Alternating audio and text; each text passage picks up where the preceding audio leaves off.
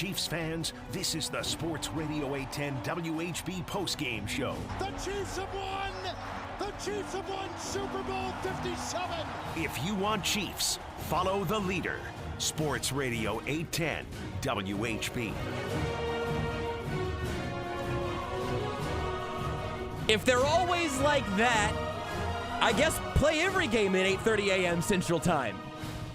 Woo! Never a doubt, and we're plenty caffeinated here at the Sports Radio 810 WHB studios. Brought in some special game day morning coffee. Brought plenty of high-octane, caffeinated, definitely not jet-lagged action in Germany as the Kansas City Chiefs are victorious over the Miami Dolphins, live from Frankfurt. And what a game it was. Chiefs 21, Dolphins 14, giving us plenty to talk about, but also, I think, more than anything else, just affirming some things that we already knew about the 2023 Kansas City Chiefs. It's wild. We'll circle back through a bunch of it. I'm Joshua Brisco. Dylan Michaels on the other side of the glass. He's taking your calls right now, producing the effort. Covell Hudson, cutting audio, producing the show as well. Appreciate you being with us here on what is, good morning, good afternoon. What time is it? 11:38? An absolute Spagster class from Steve Spagnuolo on the defensive side. Another defensive performance by this Chiefs team where, fun fact, 21-14, you subtract 7 points of that scored by the defense, and it's a tie ball game. This was stressful. The Chiefs have some problems. They have some excellent, excellent pieces. But truly, where I stand now is that this is the Chiefs team we thought they were. They are who we thought they were. And here, the fish, the mammal, did not get let off the hook. Especially when you consider that Chris Jones had a 4-point penalty, which we can talk about some. I'm sure we'll talk about less because the Chiefs did still win this game and mercifully didn't lose it by that margin. But with the exception of Chris Jones' 4-point penalty, all of a sudden you're talking about this being a 7 points from the Chiefs defense, 10 points from the Dolphins offense type of game. Now that penalty was still there. So they can own all 14 if you like. Chris Jones is a member of the defense. It's not quite like saying, well, if the Chiefs didn't give the ball to the Broncos in good field position over and over and over again, it still would have. No, truly here, the Chiefs defense is once again the story, even noting one late penalty that I've still only ever seen a pretty mild angle of. I'm not saying it wasn't a dumb penalty or that it wasn't a good call. Just the only thing they showed on the broadcast was from chest up, and I haven't seen another replay of it yet. But with that one exception, and when I'm glad I couldn't get to the sportsbook apps to bet on Tyreek Hill touchdowns that never came, the Chiefs defense was exceptional today. Absolutely exceptional. In all phases, from all angles, they did everything you could ask them to do. Raheem Mostert ends up with a much better stat line than the rest of the game indicated because he had good chunk runs there at the end. They did not end up getting cashed in. But especially early on, and really with the exception of that final, the Chiefs' run defense was disciplined. They held the edges. They forced things back into either inside or out of space entirely. And for all the talk we had about the Dolphins' offense and what the Chiefs' defense was going to try to do all day today, we talked about all of it last week.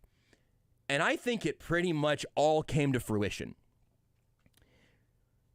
It was, and this is just sort of I guess, part of the Dolphins game, and you also saw it kind of get used on purpose from Miami. It's really obvious most of the time, more obvious than most NFL quarterbacks, I think. It is obvious when Tua Tagovailoa is going through his progressions in real time. It's partially the offense, what they're asking him to do and all of that. So there are also a couple of plays where it was like, okay, here's Tua's first read. That was a misdirection. It's actually, here's where the play's supposed to go. But for all of the timing and rhythm conversation that was being had at Arrowhead all week, for all the discussion of, the speed that comes from Tyreek Hill and Jalen Waddle and Raheem Mostert. With all of that discussed, the Chiefs just answered it. The Chiefs defensively didn't do anything gimmicky today. They brought some heat at times. They blitzed, which is very much obviously in Steve Spagnuolo's DNA and what this team does frequently. They played good run defense, covered well. They weren't perfect. It's very, very hard to be perfect against a very good offense, which the Dolphins still are. Don't let this 14-point effort, there should have been 10, don't let that make you forget how high-flying this unit has been at times this year. But they were held under 21 by the Bills, the Eagles, and now the Chiefs. There's going to be an entire Miami Dolphins-based conversation. I just did First Takes work for them tomorrow. You know, the Dolphins have beaten bad teams, but they lost to the Bills, the Eagles, and the Chiefs. When are they going to have another chance to face a playoff team? Not until the end of the year. The Ravens and Bills, the end of their season. That's going to be, in my best guess, depending on what happens throughout the rest of the day today and even tonight and Sunday Night Football, Bills and Bengals, barn burner. But the main conversation on the national shows and stuff tomorrow, I do think is going to be Dolphins, for the third time, stub their toe on legitimate contenders. They are 0-3 against legitimate contenders this year. And that's a fair thing for the Dolphins to have to wear. It's factually true. But that should not be the story of this game.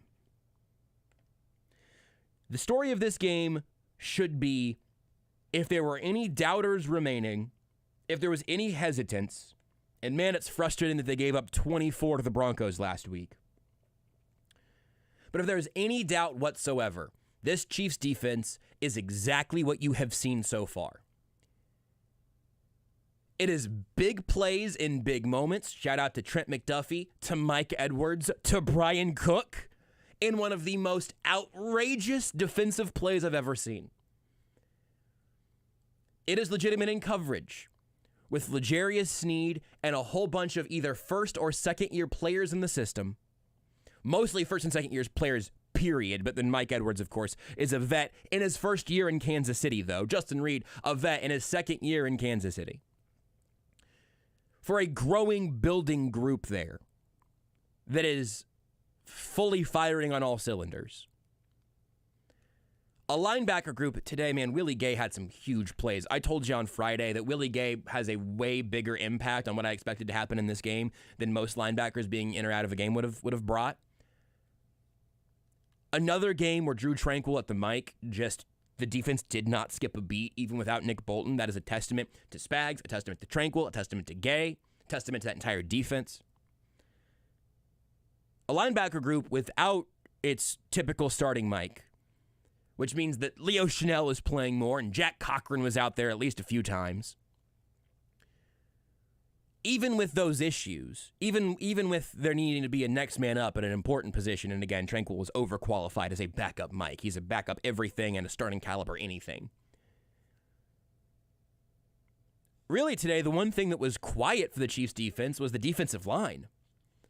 And I think a lot of that is ultimately a testament to how quick everything was happening, where you saw frequently as pass rushers would get close to Tua, you just start seeing arms go up because you're trying to disrupt the throwing lanes, and that's also helpful. Now, look, I mean, they did get to Tua, and some of the blitzes got there, and the pass rush was useful. It wasn't dominant. I saw lots of people noting that the penalty was maybe the first time they had heard Chris Jones' name all game. That is unfortunate, but fair. I don't know what his actual stat line ended up being, but obviously technically a sack to end the game essentially makes it 3 sacks on the day for Tua. I don't remember if that's them counting one of the times he slid at the line of scrimmage, exactly how all those got figured out. But this is a big play Chiefs defense. It is a consistently excellent Chiefs defense. Again, it's unfortunate that the Lions game in Week 1 went the way that it did. It's unfortunate that they gave up 24 points to the Broncos last week in a game where the offense was completely at fault. And to just sort of give you a dusting of the negativity, 185 yards passing from Patrick Mahomes, not going to do it. 93 yards on the ground, total for the entire team. Generally not going to do it. It's funny, the Dolphins actually outgained the Chiefs both through the air and on the ground. But on some level, this is what the Chiefs are now. I'm willing to put one more vote of confidence in the offense getting a little bit better at some point this season. I'll tell you exactly why and exactly where, and why the Chiefs can survive to that point.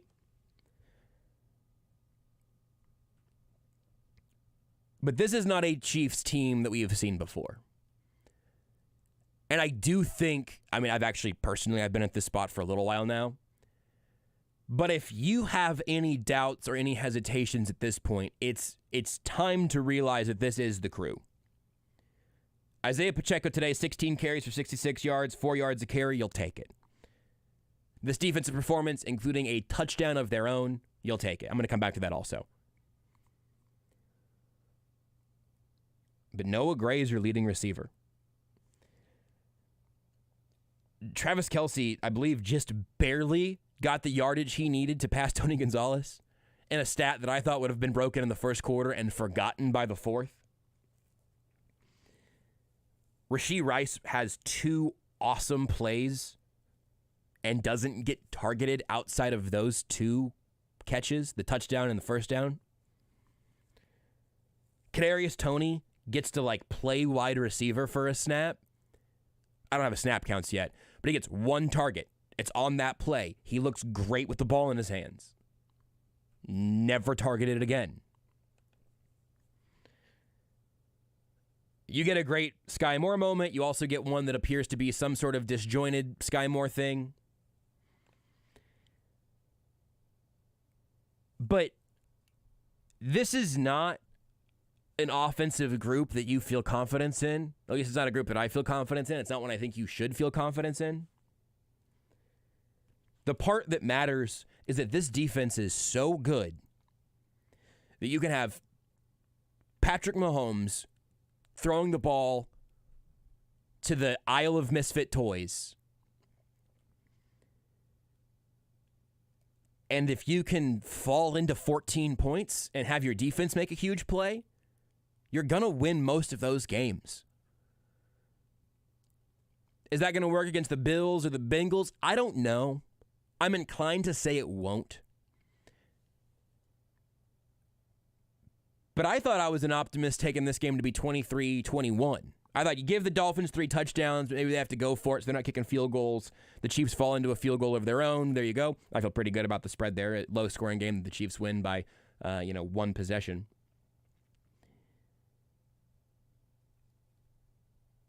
But if you are not feeling reassured by the Chiefs' offense after that performance, I would not blame you. And I do not think you can chalk that up to jet lag, in part also because the first half is when they looked like themselves. They looked like themselves in the first 15. I think that first drive only was actually, 7 of those plays? 7 plays, 75 yards, and a touchdown out of the gate. Chiefs defense immediately brings the ball back, and Mecole Hardman loses 3 yards. And then after that, it's just sort of disjointed, sort of inconsistent. Their 5th offensive drive is the next time good things truly happen. You move the sticks with Rashee Rice on 3rd down. You go to Kadarius Toney on 2nd and 8. Sky Moore, 23-yard gain on 2nd and 12. 3rd and 4, convert there and get the touchdown with McKinnon on an interesting, fun little alignment. And then right after that, it is the defensive touchdown that I'm still going to talk about more, and then we'll start taking your calls, all of that. But the Chiefs' offense not only didn't look great after that, it didn't even look good after those sequences. The 1st and 5th offensive drives of the game looked like the Chiefs' offense and maybe the optimistic side. The truth is the Chiefs' offense is everything that you saw today. It is Travis Kelce being the complete focal point of a defense to the extent that everyone else gets some decent matchups that they do not take advantage of, and the offense sputters. You get Mahomes holding onto the football too long, getting strip sacked again, a thing that is quietly at this point just a thing that's been happening. There are problems in this offense that still belong there. The crazy thing is that the combination of this defense and Patrick Mahomes might make it not really matter. And it might not matter until January when it matters the most. But in the meantime, the reason that I have a little bit of optimism of the offense continuing to glacially shift into place is because the defense and quarterback are so good that they can keep your head above water in the meantime. It's not saying that this was a well-constructed group of pass catchers. It's not saying that they're going to win the Super Bowl with this exact group. But you saw today why it can work. Because the hottest thing in the NFL this year meets you in Germany, and you hold them to 14 points and take back 7 of your own. When you take the ball from Tyreek Hill, it is scooped up by your first year in the system veteran safety, tossed to your second year safety, who somehow houses it.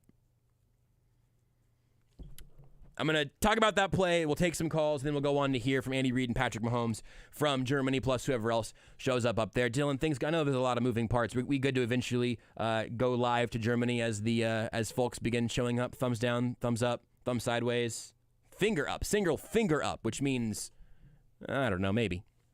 We'll bring you what we can as it arrives live or shortly thereafter from Frankfurt.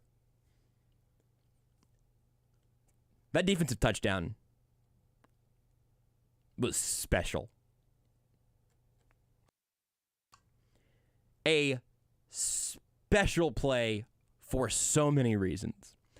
First and foremost, I have talked many, many times on the radio over many, many years that my favorite video game growing up, that is now my favorite video game, maybe again, because I've got it in ways I can play now, despite it not being a modern game on a modern console, is NFL Street. Specifically for me, NFL Street 2. Just the one I played the most, had it on GameCube. I owned multiple physical copies of it. Now I can play it mobily with you can tweet me if you want to know a bit more about that. But that defensive play is the type of NFL Street insane choreography that is such a delight to see a team do in real life. The ball is to Tyreek Hill. The Miami Dolphin, who has been at the center of this entire week, the star of this game in Germany, Tyreek Hill against his old team. And the only time a Tyreek Hill target turned into a touchdown is when he catches a short pass. Trent McDuffie, who has made a habit of this type of thing, Trent McDuffie arrives just as Tyreek is securing the football. McDuffie pops it out. And it's late in the half. In real time, it seemed like Mike Edwards, after he scooped it, was looking for a way to advance the ball more. Brian Cook trails him, and Mike Edwards hits the Y button. A pitch to a fellow defensive back. This is even different than what Travis Kelce did offensively and has done offensively a couple of times. This is different. This is a safety to a safety. And Brian Cook just takes it down the sidelines for a play that would have been worth so many style points that you would have had a game breaker, no problem. And that's what it was. An absolute game breaker. It's a delight to see this version of the Chiefs defense. It is frustrating, concerning, still work to be done on the offensive side. But the Chiefs went to Germany. No jet lag, at least to be found out of the gate. I don't know how sleeping better would have impacted the second half of the game. I don't think we can talk about jet lag when you come out as hot as the Chiefs did there. They get a huge, huge, huge win in the AFC, where now I think I saw the Dolphins are the 3 or maybe 4 seed. Obviously, there's a lot of football to be played today. But the difference in the chase for the 1 seed in the AFC, this was an enormous game for that. The Dolphins are going to have to take some of those fraudulent accusations, which I think is also unfair. I really think the story of this game is that the Chiefs' defense is completely legitimate and completely deserving of being feared. Dylan, tell me again real quick. We have not seen anybody show up anywhere near the podium down there. I think we probably take a quick timeout. Everyone who's on the line right now, if you're on hold on the phones, we're going to get to you, I think, as soon as we come back next segment. A few extra moving parts, not just because it's a little bit early as noon approaches here on Sports Radio 810 WHB Kansas City, but because this game happened in Germany. So getting the audio back will be one thing. Taking your calls will be another. Let's go ahead and take a quick timeout. We'll come back, chat with the phone callers, and plus, if you want to watch the show, you can also sound off in the comments across the Sports Radio 810 WHB video feeds. I always forget to mention that nowadays, but you can watch on the Sports Radio 810 Twitch, Facebook, YouTube, and Twitter. Any of those places, you got live video. You can see my smiling face, see Dylan's smiling face, see Covell's smiling face as we're all here enjoying a Chiefs victory way across the pond and way too close for comfort in the fourth quarter. Chiefs 21, Dolphins 14. More postgame breakdown next.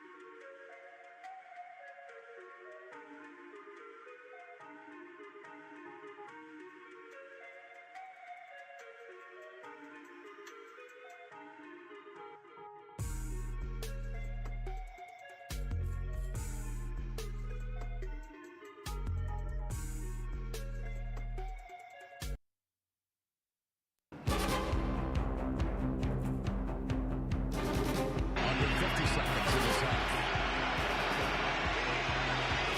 To him. Out to Hill. There's no pass loose.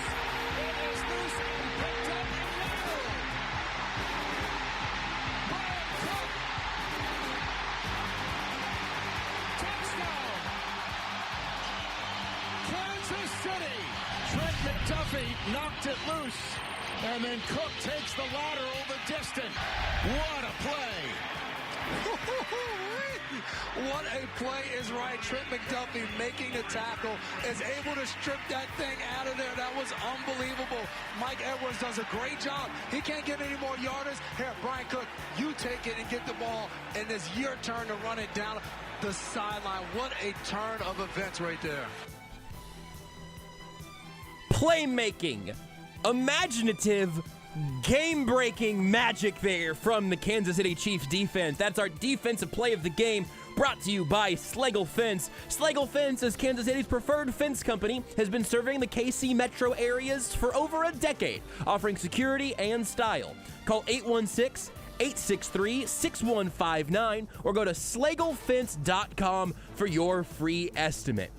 The Chiefs' defense this year has been stupendous. At times they've been dominant, at other times they've been merely excellent. But every week they have done their best to keep the Chiefs in the game. They weren't able to do quite enough against the Lions back in week 1 in a game that really the offense still owned one of those touchdowns that should have had them winning that game anyway. And against the Broncos when the Chiefs fall, it's with another terrible day from the offense, giving the Broncos short fields. Well, today, the Chiefs did not let the Dolphins get by them. They, of course, have the strip sack to account for. They had short fields. The Chiefs had long fields. The Dolphins frequently had short fields again today as well. Just the number of times the Chiefs seemed like they were backed up in their own end zone and punting it back, giving the Dolphins pretty good field position. Nonetheless, the Chiefs' defense reigns victorious here today, holding the Dolphins to 14 points and scoring 7 of their own. Hard for me to go anywhere else than that for the top story of this game, but I am genuinely really interested to hear where everyone else aligns on this. And again, we'll eventually bring you Andy Reid, Patrick Mahomes, and whoever else speaks at the podium from Germany. But first, we open things up here with Kyle. Kyle, you're on Sports Radio 810 WHB. What's up, Kyle? Hey, Josh. Thank you for taking my call. Thank you for calling. Oh, man. This game, let me tell you what, from start to the start of the game, I was feeling pretty good when we had that 21-0 lead, but then that second half, that was not a fun second half for me. Let me tell you, my stress levels were all over the place. But there's 3 points I want to make, Josh, 3 points. My first point is this, and I'm going to get to it. When there was 2 minutes left in the game, I think there was 2 minutes left. It might have been 2 minutes, or it might have been 3. I don't know. But it was that 3rd and 1 play. I don't know why you don't run it up the middle on that one play. I'm talking about the play where it was that pass play where we had a chance to take time off the clock. The Chiefs' last full offensive possession, right? Yes. Yeah, it was about 2.5 minutes. It wasn't quite to the warning yet, but it was very close. Oh, okay. That's what I thought. Yeah. So I don't know why you don't run the ball up with Pacheco, because he was running the ball. He was averaging, I don't have the stats in front of me, but it looked like he was averaging 5 or 6 yards a carry. I don't know why the Chiefs, I don't know why Andy Reid drives me nuts, Josh. I mean, he's a great coach, but sometimes he drives me nuts. You don't need to get cute on that. Just run it up the middle, and if they stop it, they stop it. But I would have ran it with Pacheco because he was running the ball good. That's my first point. Second point is the defense, like you said. I'm going to tell you this right now, Josh. I don't think it's our offense that's going to get us to the Super Bowl this year. I think it will be our defense if we go. But it's going to be our defense that are going to carry. I think that's going to carry this team. That's going to be my. But my third point is it looked like the wide receivers played better in the first half. They were getting open. Kadarius Toney made a crucial catch, and Sky Moore made a good catch on the last offensive touchdown of the game on that drive. But it looked like Moore and Toney were getting involved. I'm not saying they're going to be stars or anything, sure, but those were key moments that they needed to make a play, and they made them right there. So I was glad to see that. And then I guess my last point is in the second half. I don't know what happened from the first half to the second half, but it looked like guys were not getting open. I mean, MVS got open on that one. I can't remember the time or play, but I do remember there was a play where MVS got wide open, but Mahomes, they just rushed Mahomes, and Mahomes had to throw the ball away.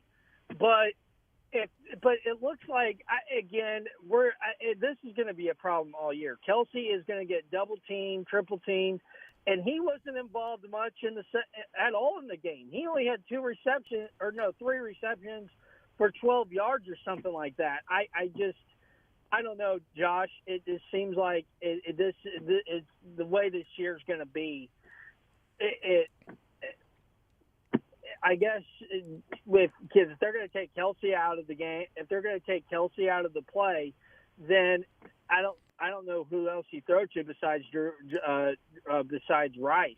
Yeah. But it looked like from the first half to the second half, nobody was getting open. Sorry to take that long, but you're all right, man. I agree with you across the board, and I appreciate you calling as always, Kyle. I'm with you on, hey, run the ball on 3rd and 1. Put Isaiah Pacheco in the game, or at least have him in the game so the defense thinks, oh, maybe there's a chance that absolute like bowling ball covered in butcher knives will just run at us, as opposed to having Jerick McKinnon out there. I think the idea on 3rd and 1 was try to get it to Travis Kelce.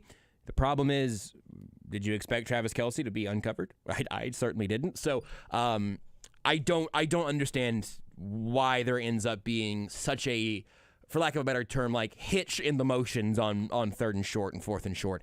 It seems very unnecessary to me, and I'm with you on that. It's very confusing, and I don't love it. Beyond that, defense is excellent. I agree. This is going to end up being the thing that at least has given the Chiefs time to develop offensively. We'll see if that next step ever actually shows. I don't know if the receivers were better in the first half or not. The thing that's frustrating and a little bit disorienting is that it felt like the Chiefs receivers were having the start that we wanted to see from them. Like you said, Kyle, that a bunch of these guys were getting involved early on, and then Mahomes just never went back to almost any of them. Again, Kadarius Toney had a great catch and a great play, never targeted again. Rashee Rice, a touchdown and a first down, never targeted again. Sky Moore, that 23-yarder, a great play, 1 other catch and 2 targets in addition to that. So 2 catches on 3 targets for Sky Moore. The only guys that got more than 3 targets in this game were Justin Watson with 5, he was 2 for 15, and Travis Kelce with 4 for 3 for 14. Mecole Hardman had 3. Most guys on the roster had 2 or 3 targets with a handful of ones thrown in, including for like your most dynamic yak guy being Kadarius Toney, and maybe next up being Rashee Rice, who's, again, targeted twice. So I don't know why that's the mix that it is, but I am also a bit frustrated by it. Next to the phones, we go to Crush. Crush, you're on 810. What's up? Hey, man, I want to talk about football. I got a lot of points, bro. But, dude, what a different Chiefs day. I mean, 8:30 in the morning.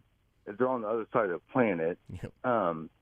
By the way, hey, these guys didn't sign up for this, man. They're not in the military. I mean, I think people need to rethink this or whatever. But I thought it was awesome that they did the national anthem right there on the field. And once they started playing the national anthem, I looked over at Buddy and I'm like, dude, they're going to do it at the end. Sure enough, Chiefs, right? Which brings me to my next point. We came out with energy, like big time. Like you saw it, like we come out with way more energy than they did. And the talk was that they showed up early and that we got there Friday and we showed up with energy. And it's clear who was more physical than these 2 football teams. That's clear. And McDuffie, the one I'm going to say one name, hats off, right? McDuffie. McDuffie, I'm not going to say all pro, but Pro Bowl, that's a Pro Bowl performance, and he's on his way to being all pro. And then since I'm having fun, it's the last thing I'm going to say. This was a big game. Okay, so this is the last thing I'm going to say. Tyreek Hill said we was going to get that work. Okay, with his little 65 yards. And you know what we did today? You know what he did today? He's going to have the opportunity to come to somewhere he's familiar in January, and he's going to get this work. Okay? You guys keep up the good work. Hey, Crush, I appreciate it. Yeah, you're right. This loss today got Tyreek Hill one step closer to what he would have preferred, I suppose, which is returning to Arrowhead. How about that? That's a good call. Next up here, we go to Gary. Gary, you're on 810. What's up, man? How you doing? Not much. Just a couple things after watching that game today. I kind of want to piggyback on the other guy. The 3rd-and-1 play. Yeah. You run the ball, even if you don't get it, the clock keeps running or they have to burn another timeout. And, for all the credit Andy gets, there are times you really have to scratch your head and realize that, these coaches aren't geniuses. They're coaches. There's high school coaches that make the same decisions. The only difference is Andy's paycheck's a lot bigger. So, let's not make these guys out like they're savants at what they do, because we're seeing that Andy he brought the checkerboard this year because he doesn't have the talent to utilize his skills as a play caller. Defensively, the Chiefs were pretty fortunate today in the fact of a couple big drops in that game. There was one play where Jalen Waddle was running wide open. It would have been a touchdown. So the secondary, they had a few cracks, but they were able to avoid it because of the drops. But, Jarius Sneed needs to invest in a pair of mittens. He's going to be the Jawan Taylor of the defense for a while. It's just getting ridiculous every week. If he would have if Spagnuolo would have just played press coverage that whole game, those holes wouldn't have been there because they would have been up there pumped, just knocking them off the routes, which would have helped a lot. And then Chris Jones, 3rd down, 2nd year in a row, a stupid penalty. Just walk back to your huddle. That's all you have to do. That's selfish on his part. That was just selfish on the part of Chris Jones doing that. And the next play, they run right between the defensive tackles and pick up a big gainer on that one, which turned into a touchdown. At what point do you have to really wonder if Andy needs to start coming down? And there's one thing I want you to find out. There's 2 questions. One, after the drop by MVS and after the drop by Sky Moore last week, looking back at the last draft, why don't we ask Andy, would George Pickens have had those balls? That's what they need to do every week if there's a big drop. Would George Pickens have had that ball? Because, remember, they traded down so they could get Sky Moore and avoided George Pickens, the big play receiver, which is sorely lacking in this offense and who would be very cheap for the next few years. But they didn't do that. But that's the question he starts being asked every week if there's a big drop. Would George Pickens have had that? Just because Andy needs to take his hands off the personnel side. He can't handle it. I mean, and somebody brought this up in another thing, these are John Dorsey's guys that are the big playmakers on this football team. If you look at the big playmakers on offense, those are John Dorsey guys. They're not Brett Veach guys. Brett Veach needs to tell Andy, step back, let me do this. But that's the only reason Veach got this job was because he's Andy's buddy. And then another question. There was a mention I listened to the radio broadcast, that there was some shouting going on the Chiefs sideline after the drop by MVS. I don't know who the players were that were involved, but they said it got pretty heated. If you could find out about that or if there was any truth to that, I'll hang up and listen. Great show. Hey, I appreciate it. Gary from Spartanburg here on the 810 Postgame Show with us. Appreciate it, Gary. To your last question, I don't know. I didn't see any of that, but Dylan had mentioned at one point that there was a mention on the broadcast on the TV that Nagy and Mahomes were shouting, but I don't know. I don't think it was at each other, to my understanding. I'm not sure. I'm guessing that may have come up with Andy Reid, or we'll try to drill in on that as we go, because I'm not sure about that. Chris Jones' penalty is inexcusable. Not running the ball in 3rd and 1 is still bizarre to me. I've got you on both of those.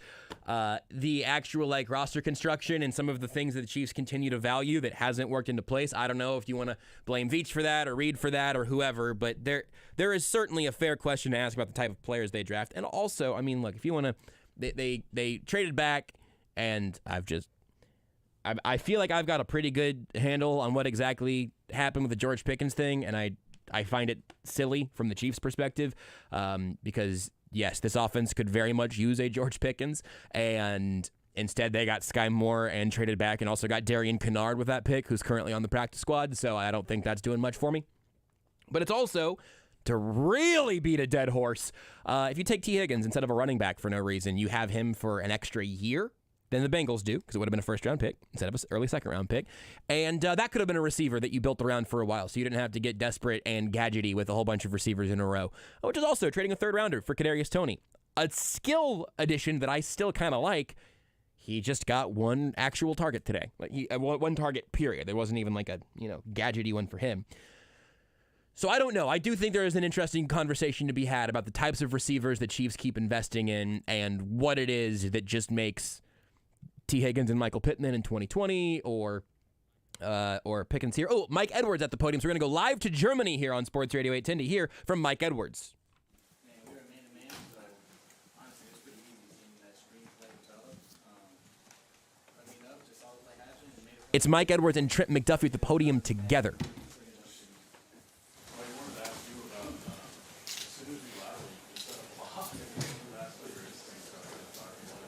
Yeah, so once I got it, I felt Tyreek on my ankle, so I was about to get tackled, and I was like, nah, we gotta get this on. We gotta do something else.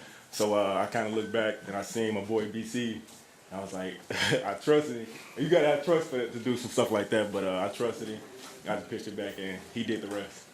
Adam, what do the coaches say to you on the sideline? I mean, other than great job, I mean, do they are they okay with that kind of thing as long as it works? Or? Hey, yeah, we got a touchdown out of it. One for Trent first. Just when you made the hit, did you feel the ball come out right away? And you just with that, the whole energy you felt today, the crowd. I just wonder how it all felt. Yeah, definitely had a focus on the ball anytime I make a tackle, any touch pass. So when I made the hit, definitely felt to get loose and try my best to strip it out. And luckily I was able to, but man, the Frankfurt crowd was great. I mean, I said it was kind of like a playoff atmosphere. I mean, I think the new thing was everybody whistling. I thought that was pretty cool. You know, not used to all those whistles out here, but the energy was infectious, and we had a great time out there. Nick, this one's for Brian. Patrick said you were running like the anchor leg of a 4x1. Is that the fastest you've ever run? When was the last time you scored a touchdown? Not the fastest. I ran track in high school a little bit, so try to bring that out. But I said, trust in the guys, they gave me the ball, the situation, so I try to do my best to put it in the end zone. When was your last touchdown? Howard, 2018, pick 6. right here, sir. This is Trent McDuffie, Mike Edwards, Brian Cook, and Rashee Rice all at the table in Frankfurt. Oh, the turf was pretty good, though, honestly. I know we had some doubts my first going into it, but I thought everybody was pretty much, sticky with their coverage, sticky with their, the footing. So it wasn't that bad. Honestly, last year we played at Arizona Super Bowl. We had some difficulties with that, but I can say from my experience that we definitely better than that experience. So when that point on, I feel like the turf is pretty good, but the grass is pretty good. Derrick. Trent, I know we talked last week after the Broncos game and talked about how you all expected about that. Did you see anything different in the receiver that you were defending this week that that allowed you all to play as well as you did today? Sorry, one more time. The players you played with Tyreek and Waddle, did they do anything different than what you all were preparing for this week that allowed you to play this well today?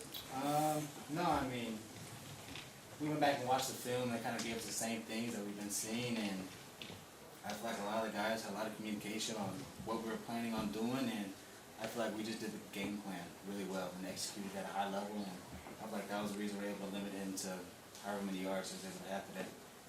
Yes, sir. We talked a lot about the atmosphere with the coach and Mahomes.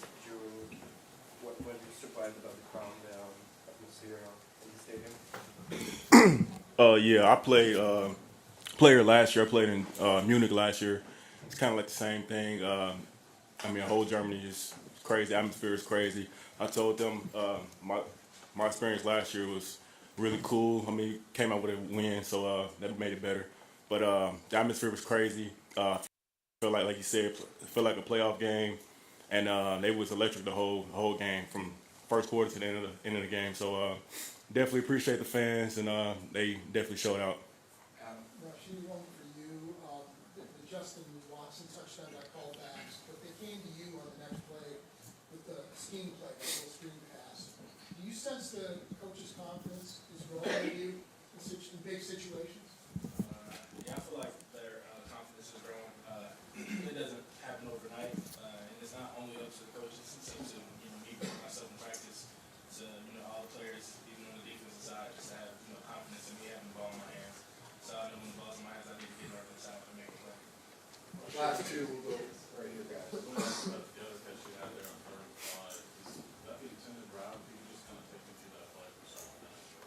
Yeah, that play is. That's not necessarily down, go inside or go outside. I kind of took a wide step to basically let the defense, declare, so I could know if it was man or zone defense. And when I realized that it was man defense, I just kind of raced to the sideline, knowing that Pat would get the ball to me. Yeah. Last question. Everybody's talking about that this could be maybe the AFC Championship game in the future. Dolphins have lost to kind of all big teams, and they won all to the smaller teams. What do you guys think are the chances you will meet again in the AFC Championship game? We're ready for any opponent. We know they're a good team. Like this game was battling for the first seed in the AFC. So we know they're a good team. They'd be a playoff team. We might see them in the playoffs. We might see them before the AFC Championship. Might see them in the AFC Championship. But either way it goes, we'll be ready for them again. We know they'd be, coming even harder coming off this loss. So we're ready for whoever. All right, thank you. All right, there is a combination of Mike Edwards, Brian Cook, Trent McDuffie, and Rashee Rice live from Frankfurt, Germany, here on Sports Radio 810 WHB. It's our locker room report presented by Twin Peaks. The Chiefs Locker Room Report is brought to you by Twin Peaks. No one does football like Twin Peaks. Whatever your preference, they have everything from tequila cocktails and an extensive bourbon category to top shelf spirits and cocktails served over ice balls. Local craft beers and handcrafted whiskey cocktails round out an adventurous drink menu, second to none. And don't forget about their 29-degree man-sized drafts at Twin Peaks. Okay, so what we're going to do, in fact, let's go ahead and do this if we can, Dylan. Let's get Sean and Dan here in real quick, and then we'll take a timeout. You guys have both been waiting on hold for a while. Then we need to take a break, and then we'll come back, take a few more calls. Then we'll get to Andy Reid and Patrick Mahomes. But, Sean, appreciate you waiting on hold. Don't want to make you sit through another break. So, Sean, tell us what's on your mind here on the Sports Radio 810 WHB Postgame Show. What's up, Sean? Hey, appreciate that. Thanks for taking my call. Just want to cover three things real quick. Thank God for the defense. I mean, they were awesome. I love McDuffie. He makes a play every week, I feel like. Kid's a star. The offense, we all beat to death the 3rd and 1. But in the third quarter, there's just under 5 minutes left, and and they had just scored. We're up by 2 touchdowns, and we don't run the ball one time to try and get to the end of the third quarter. And that's when Mahomes does the strip sack. We don't have the personnel. We all covered that. But our play calling is atrocious. We never run the ball when we should. We have the best center and guard combination in the NFL, and I don't understand why we don't use them more. And last, special teams. If Dave Tobe is this special team genius, why is Hardman still returning punts? Every week he does something ridiculously stupid. This week he returns a punt on the 3. What are you doing? Yeah. I mean, I didn't like him the first go-around. He couldn't learn the playbook. And then we bring him back, and he kills us on punt returns 2 weeks in a row. So I'll hang up, listen to the rest. But thanks for the show. Thanks for taking my call. Have a good one. Sean, I appreciate you, man. Yeah,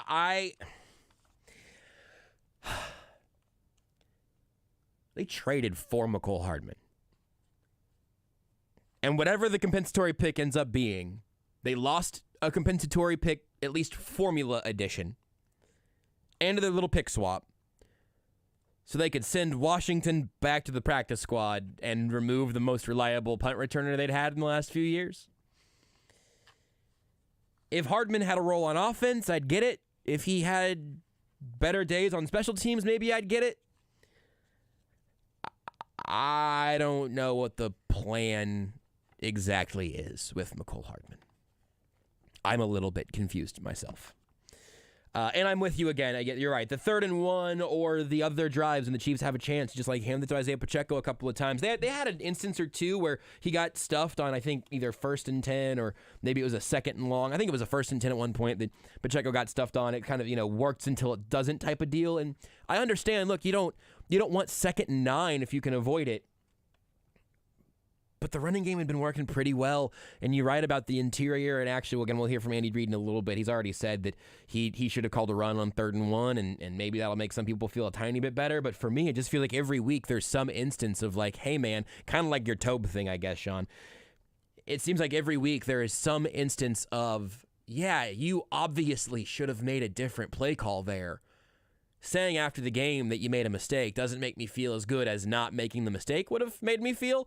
But, that's a little bit of the Andy Reid experience where you get 9 out of 10 is Hall of Fame offensive genius. And then on the 10th play, it's like your little brother got the Madden remote. It's really weird. It's confusing. It's frustrating. And if the offense was still good in spite of that, it wouldn't really be a topic of conversation. Andy Reid needs to run the ball more, kind of went away when Patrick Mahomes was having his most high-flying seasons, when the wide receivers were completely excellent. Right now, it's something in the middle, and I don't fully understand why it's happening that way, and I also don't fully care for it. Last call for the segment here. Let's go to Dan. Dan, appreciate you waiting on hold, my friend. What's going on?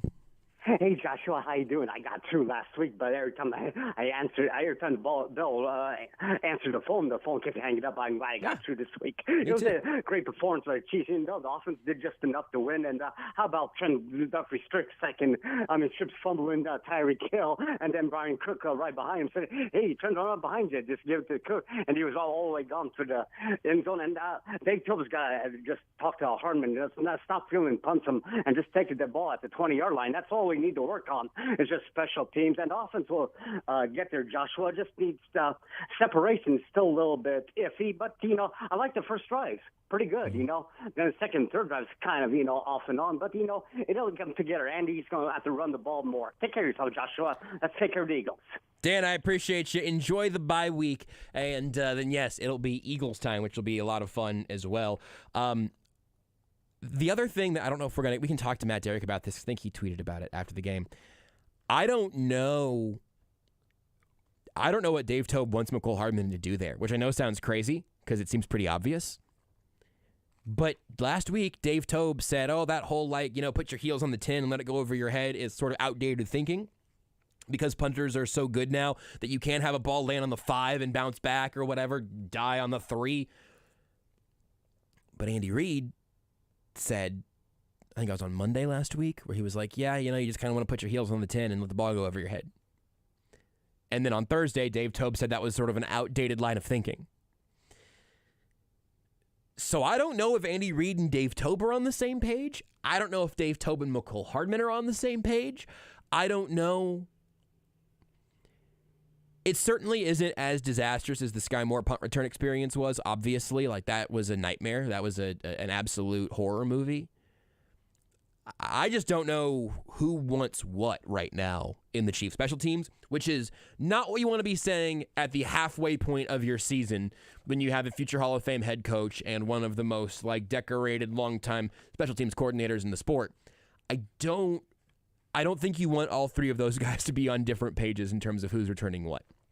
Not ideal at all. What is ideal, though, is that we're having a good time here, and it's only 12:30 on a Sports Radio 810 WHB Postgame Show. The noon games have kicked off. We'll have more action for you over on ESPN Kansas City with the football. Football this late afternoon here on 810 is sporting. We'll get another crack at St. Louis City and get a chance to send them packing in two. So a lot of football to be played, a lot more of the American football that was played in Germany on a soccer pitch. It's a funny sport and a funny way of doing things. A lot more to talk about from Chiefs Dolphins. We'll take a timeout, come back, finish taking calls, hear from Andy Reid, Patrick Mahomes, chat with Matt Derrick, and keep breaking down the Chiefs' victory. 21-14, as unconventional as you'd expect for a game played in Frankfurt, Germany.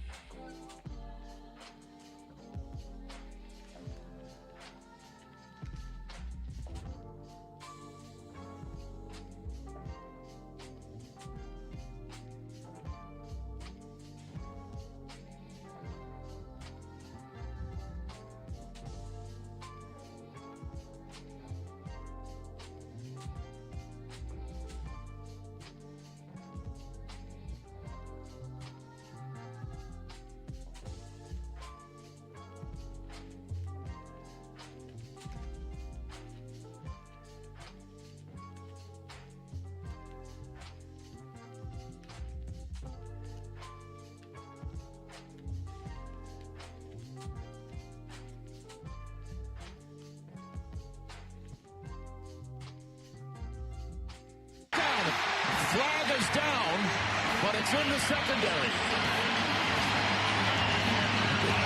And it's going to be on Miami. In a day that didn't have a ton of offensive magic, that is our Magic Mahomes moment of the game, brought to you by Champion Heating and Cooling. Keep your family warm this winter with their Champion Premium Furnace. Find your local Champion dealer at championhomecomfort.com. And don't forget to ask about their free 10-year parts and labor warranty. Always leading, never compromising, championhomecomfort.com. That play was a little bit of play design, a little bit of Mahomes' execution, a little bit of Travis Kelce taking a lot of attention, and Jerick McKinnon going the other way. Some of the Chiefs' play calling stuff still works. It just seems like it's getting harder and harder to come by. But they did just enough offensively today with a lot of help from the defense, including those spectacular 7 points of their own. And the Chiefs are victorious. They enter their bye week and a long flight back from Germany victorious. Things are fine, but they're not perfect, even by sort of like NFL nobody's ever perfect standards. The Chiefs still have some questions. I am very, very glad that they're going into their bye week at the top spot in the AFC with a chance to self-scout and adjust and change some things offensively while still being in that elevated spot where Andy Reid's teams typically get better as the year goes on. They can still get a lot better, but they're going to get a lot better being 7-2 instead of being 6-3. They obviously should be 8-1 because that Broncos game was incredibly frustrating. It's also frustrating to think that they're a point away and a drop pick 6 that should have had them starting 1-0 to start the season, and maybe they're a one-loss team with the Broncos knocking off an undefeated Chiefs team, or just a couple of games you'd like to have back. But that's how the NFL works. You know, crazy stuff happens, and teams lose games they shouldn't. It's why it's always kind of that moving target for me of, hey, credit to this victory. The win keeps your head above water, but there's still a lot of work to be done. I think the Chiefs know that, and we'll hear from Andy Reid in just a minute as well. But I want to get through all the calls that are currently on the line. So if you're on the whole online right now, we'll try to keep it relatively quick, keep it moving, get everybody in this segment, and then we'll come back and hear from Andy Reid, and then shortly thereafter, Patrick Mahomes. Waiting the longest so far is JC. JC, appreciate you waiting, sir. What's going on? Hey, I got one comment and then one question. Cool. Well, let me go with the question first. What did Gary's call sound like when he calls in on a Bears line, do you think? He's from Illinois, right? Yeah, I don't know. Gary, I've talked to Gary about this a little bit. He really is an enigma to me, and occasionally we get like the really positive Gary call that totally dead serious, not sarcastic, totally changes my day. When I know we get a positive Gary day, it really does lift my spirits. Today I expected a mixed bag. We got a mixed bag. Yeah, it's just amazing to me, his tenacity for continually pointing out the negative. Anyway, you have to respect it. I do. I really do. It kind of dumbfounds me. My point is, I believe that this was the Brett Veach validation game because what this game showed was that no receiver in the NFL is worth what half of one of the top 10 quarterbacks is worth. Because they can be taken away. It's not worth the money. Brett Veach just showed his brilliance by trading Tyreek Hill, and the guys that he got and what they did on defense are showing why the Chiefs can win in a different way now. That's all I got. JC, I really like that. Dylan, you go and bring your take in, Dylan. I think I might end up siding with JC on this. I kind of like this take, but I'm just going to say what you said. I'm going to say what you said, Dylan. I'm going to put you on blast. This is a respectful. This is a respectful place where JC is respecting Gary's hustle. I'm respecting JC's hustle. But you said in my headphones there, let's relax. Can I confirm that he said it's okay that we traded away Tyreek Hill because of what we have, because of the game that Tyreek just had? The More one or less, game? yeah. Okay. Yeah, so sure. Yes. This is as a proof of concept that this is a game where no number one wide receiver is worth the financial and draft capital value that the Chiefs got in return, and that Veach gets to take a little victory lap on Okay, now this. hearing that, I will absolutely agree with that. So, what did you want to relax on? I want a to hair trigger on the relax. On which aspect? What got you so hot and bothered? Just kind of lumping the entire Tyreek season into one game, basically saying that it's not worth it to have a number one wide receiver when you see all the quarterbacks in the league seeming to take a massive leap up when we do have a number one receiver, let alone two on the offense, and we've seen our entire season, including the second half, that we didn't score. I think that's also fair. I'm taking that to be that this is and it's funny because even as Gary said earlier, I love how meta this show gets at times like this. It really makes me happy. It's why I take like notes of what every caller says so I can kind of track who said what and the flow of it all. And sometimes it comes up like this. I think it's fun. Get a few more characters in. God knows you hear me enough. I think it is fair to say that Brett Veach has not drafted offensive playmakers at the clip that he should have to this point. And I think it's fair to say Brett Veach should get to kick his feet up and get one of the reclining seats on the way back from Germany today, because what they got in return for Tyreek Hill outplayed Tyreek Hill today. That little scale, I believe that. I'm with JC Absolutely on that one. Fair point, and I will be with JC on that as well. And it's funny because, and you can't make it Karlaftis and McDuffie, and it's all somebody. I think it might have been my guy Zach Eisen on Twitter who did like the full layout of the final give and take of the Hill trade, what the Chiefs got in return. They also gave up picks to move up in other circumstances, so it was Tyreek plus a bunch of picks for the return there. It's a good, again, I think that was from Zach. It's a really cool exercise to see it laid out that way. If Sky Moore was a reliable number 3 receiver, I think you'd be able to say the Chiefs won the trade with like pretty solid agreement. Yes. If he was a above average number 2 receiver, Chiefs win the trade. Right now, I think about it again. I do. It's a trade where absolutely both sides are happy with it. Neither side would hit the undo button, which is rare in the NFL, but I think that's absolutely the case. Tyreek has helped reform that Dolphins team, and the trade and the money that they freed up has reformed the Chiefs defense. The Dolphins have a top 5 offense. The Chiefs have a top 5 defense. And I do think it's harder if you have Patrick Mahomes, in theory, it's harder to build a top 5 defense than it is to find another top 10 receiver. Not that Tyreek is like barely on the bubble, but I'm just kind of expanding it a little bit. Because if you give Patrick Mahomes a top 10, top 15 receiver, theoretically, he elevates that guy. He elevates the guys around him. But also, Aaron Rodgers was at his best with Devontae Adams, right? I mean, there's Tom Brady with Randy Moss. And if Sky Moore was Julian Edelman, and this was one of those years, if he was Wes Welker, then maybe your math starts to even out some. But I think it's an interesting way of looking at it from JC's angle of, again, I think representing it fairly, of saying no receiver is worth everything that the Chiefs got in return by trading Tyreek Hill away today. And he had a fine day, but not a game-breaking one, while Trent McDuffie, I'm going to say something like way over my skis and then just acknowledge it. Trent McDuffie might have been the best football player on the field today. He had a touchdown go over his head, and so like that takes just a little bit of air out of my sails. But Trent McDuffie is on that track. He is a CB1, like a 1-1. He is everything you could ask from that position.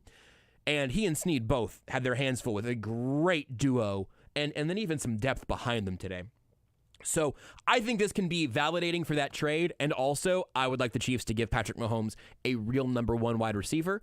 And if that's Rashee Rice late this season, next year, if God, I got to take the rest of these calls. We got to break again. I'm sorry. The Chiefs offense gets, I'm still fired up about it. If the Chiefs offense coming out of this bye says, all right, we're changing some things, some personnel groupings, some hierarchies. Our number 1 wide receiver is Rashee Rice. We're going to treat him that way. Kadarius Toney is playing wide receiver again. We're going to treat him that way. And then MVS or Justin Watson can be on the field. Somebody's got to play outside. I wonder if that's where they've weathered the storm with Justin Ross a little bit also, to be honest, just because the outside receivers are just some slow burners in MVS and Watson. I want this team to have a number 1 outside receiver for Patrick Mahomes for the majority of his career. Right now, they got a lot of guys who are at their best in the slot, which also includes Travis Kelce. So they've got a little bit of a log jam, and they've been playing a lot of receivers, a lot of snaps, scattered around. I wonder if they come out of the bye week with a more consistent receiver rotation for the Eagles, if essentially tryouts are over. I think that might happen. I would love to see it. I don't know who Andy Reid will favor, though. So that does tamp down my expectations a bit. Here's my only point on that was I do agree with JC on the fact that a receiver is not worth all that, but also we shouldn't discredit the importance of Tyreek Hill to their offense and including Absolutely. our offense just because Brett Veach is a great defensive builder through the draft picks we got. Good. I think that's a good take also. Tyreek is probably worth all that for Miami still, but not for the Chiefs Not for the specifically. Chiefs, not that much, but it seems like, again, you say the Hardman end-arounds don't work. They would probably work with 10 out there. Right. Good point. A good point. And, man, the Chiefs have been terrible running the ball with receivers this year. Also, just a little offensive stat for you that our guy Matty Lane at KCSN tweeted out. The Chiefs had 46 net yards of offense in the second half. 46 net yards of offense in the second half. Shout out to the Kansas City Chiefs fence because they needed that. And again, Tyreek Hill would help with the offense. But also, here's a thought experiment. I'm not going to spend all the time on it. If they have Tyreek Hill and not those pieces, this game is like but that's 34-20 Dolphins or something, maybe? That's the either end of the argument you can land on with JC's point, really. It's interesting. My point. It totally changes how you defend. It's why Travis Kelce demands all the gravity now. It's a fun thought experiment and a good question, a good take there a good prompt by JC. Next up, we go to Rodney. Rodney, you're on Sports Radio 810. How you feeling, Rodney? Feeling. Because I'm listening to everyone speak, and my thing about it is that I am been saying this since week 4, and I'm going to say it even louder with some more emphasis. Maybe Andy Reid can hear me. I'm blaming him because he is allowing Matt Nagy to bring this offense down to the level of the Chicago Bears when he was the head coach there. Only because he said it in his press conference. He's still trying to figure out these wide receivers. But while these wide receivers are constantly working with Patrick Mahomes on their skill level, how does your quarterback know more about your wide receiver than your coaches? That is a problem. Even the show in the mishap. If anybody will actually watch the game, watch how these guys move. And people blame Sky Moore for the little mishap when Mahomes threw the ball out quicker to. I'm not blaming Sky Moore for that. Mahomes sit there and saw how far back the cornerback was. He tried to get him the ball quickly. Sky Moore was running the play. And so to go back to the caller sit there and said that they heard on the radio broadcast about Patrick Mahomes having a shouting match. I watched the game on NFL Plus on my phone. Yep. Dan Orlowski mentioned it as well. Patrick Mahomes and Matt Nagy was going at each other. And Andy Reid turned around, walked to Patrick Mahomes and said, hey, man, you have to calm down. They even had the reporter down there on the field sit there and said, Andy Reid told Patrick Mahomes he has to calm down. I think Patrick Mahomes is getting upset with the play calling. And he's getting frustrated with the simple fact, why are you calling plays for my wide receivers to clear out? That 3rd and 1, he was clearly frustrated on it. He was looking. He looked straight at Travis Kelce. He got see everybody else cleared out. And you got 3 guys on Travis Kelce. He knew that was the wrong call. He sit there and simply see that we are getting bad coaching. Now, look at the defense. I remember, we could go back 4 years. For the last 4 years, everybody was calling for the job with Steve Spagnuolo. Yep. But when he got his defensive coaching staff, who are just like Eric Bieniemy, cutthroat, accountability to his finest. Dave Merritt, reminding them losing him to be a defensive coordinator. But they are cutthroat for a reason. Even Joe Cullen is cutthroat for a reason. And look how that defense is. When you look on this offense, you have a rookie wide receiver coach. You have a quarterback coach who just rather be somebody's best friend, an offensive coordinator who still do not understand, hey, man, this is not back in Alex Smith days. Why are you hindering Rashid Rice? I'm watching Rashid Rice burn and beat Jalen Ramsey. Are you kidding me? But that was not the play call. The play call for these guys, you keep calling for Travis Kelce, and it's a big video. It's the defensive coordinator sitting in the booth, for God's sake. They know what you're going to do. It's not nothing to do with it. They have nothing to do with the players on the field. It has to do with one guy, and that's Andy Reid. He's allowing Matt Nagy to hinder this offense, and I'm going to continue blaming him because he couldn't do that with Eric Bieniemy because he held everybody accountable. Even the offensive line and the offensive line coaches, everyone knew it. Eric Bieniemy do not play. Now is a big difference. So I'm going to go off the line and listen to you. Rodney, I appreciate it, man. Here's the thing. I'm super glad that you made the Spags point. And when the offense struggled under Eric Bieniemy, we talked about Eric Bieniemy. I think the Matt Nagy heat is coming. I also think that having first-year positional coaches at the positions of quarterback, running back, and wide receiver, I think all of them are first-time position coaches. They're all definitely in their first year at that position at the NFL level. Some of them have been in the league or with the Chiefs for a while, but there's a lot of turnover.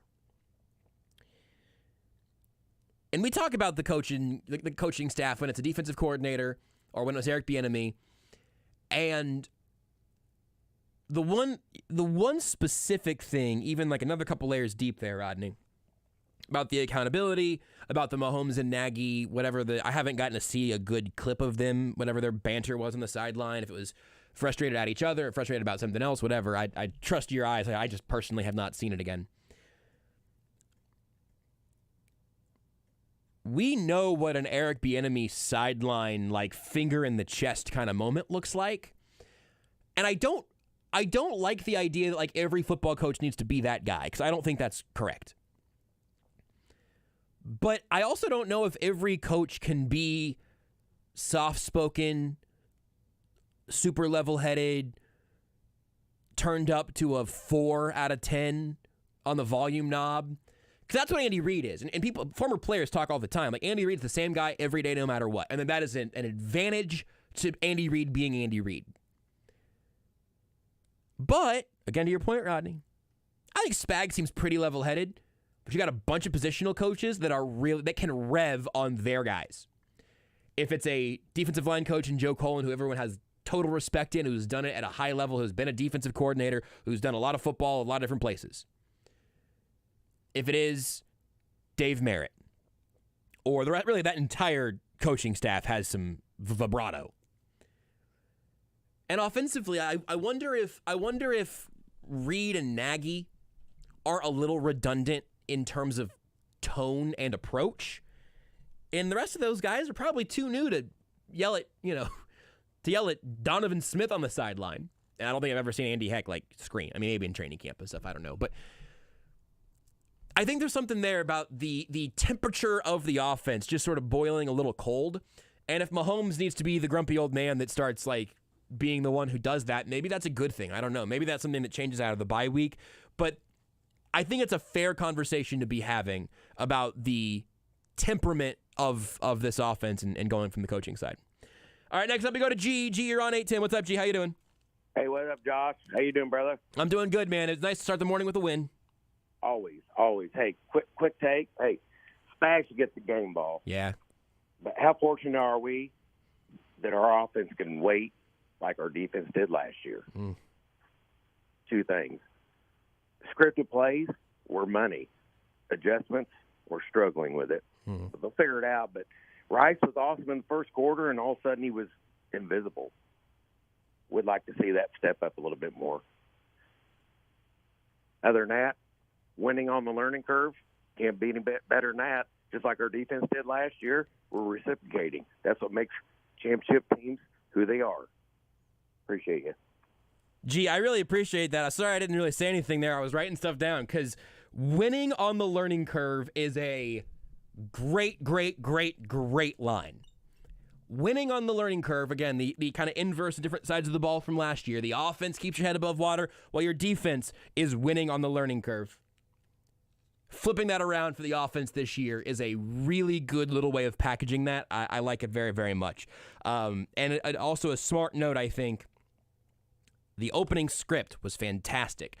Is there an adjustment problem in real time? And if so, again, where does that come from the coaching perspective? That's a good question. I would love to have the answer. We won't hear from Chiefs coordinators this week as they go into the bye week. They'll be dark this week, but that will be a very interesting thing to keep an eye on. Last call for now. Here we go to Tom. Tom, you're on 810. What's up? How you doing? Hey, thanks. I'd like to give you some quick one-liners, about 4 or 5. Deal. I agree with Rodney, Bieniemy versus Nagy. Brett Veach is great, but I tried calling the Chiefs office and begging him to get DeAndre Hopkins, probable future Hall of Famer. Would have really helped the receiving corps. Andy has been 3-point Andy, like last week, kicking a field goal, 4th and 2 or 4th and 3 on the 4-yard line, and we've had 3rd and 2, and they always pass. Include here 3rd and 1. That was a terrible call. And one more: get Chris Jones some psychiatric help or trade him. He lost the Indy Colt game last year for us, and here somebody must have said something nasty to him, and he has to push him after we've stopped them, and they're going to try a 45-yard field goal. That was horrible. So there's a lot of things that they need to change on this week long, and I agree with a lot of these things, but we missed a great chance in not getting Hopkins. Thanks. Hey, Tom, I appreciate it. Look, I mean, Hopkins was a storyline in the preseason, offseason. You could just sign him instead of having to trade for him. They let that go. I'm sure they called the Titans. I don't know what the cost would have been, but I certainly understand. Yeah, this offense would look a lot better with a future Hall of Fame receiver, like you said. It's an inexcusable penalty by Chris Jones. I'm very interested to see the zoomed out shot of it. I'm very interested to hear from Chris Jones if he says what happened leading up to that. But yeah, you simply cannot have that in a huge moment. A veteran team leader has to know better. There's nothing else I can say there because there's really no excuse for it unless we end up finding out that it was somehow horribly maimed by the referees. But you can't put your team, yourself in that spot for anything less than, a dude trying to give you a cup check and then you return. Then the replays can maybe vindicate you a little bit. You can't even be the second guy to push someone. I mean, that's just all very well known in the NFL and sports altogether. It's inexcusable. I can't talk around that one. But I can talk around what Andy Reid said post game. We will take a timeout here on the Sports Radio 810 WHB postgame show here on Sports Radio 810 WHB Kansas City. Joshua Brisco, Dylan Michaels, and Covell Hudson bringing you the action here today after the Chiefs brought the action.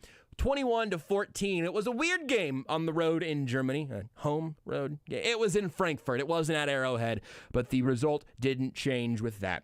A touchdown victory and another excellent day from the defense. Another day of wondering what went wrong offensively. We'll hear from Andy Reid on the other side of the break here on Sports Radio 810 WHB.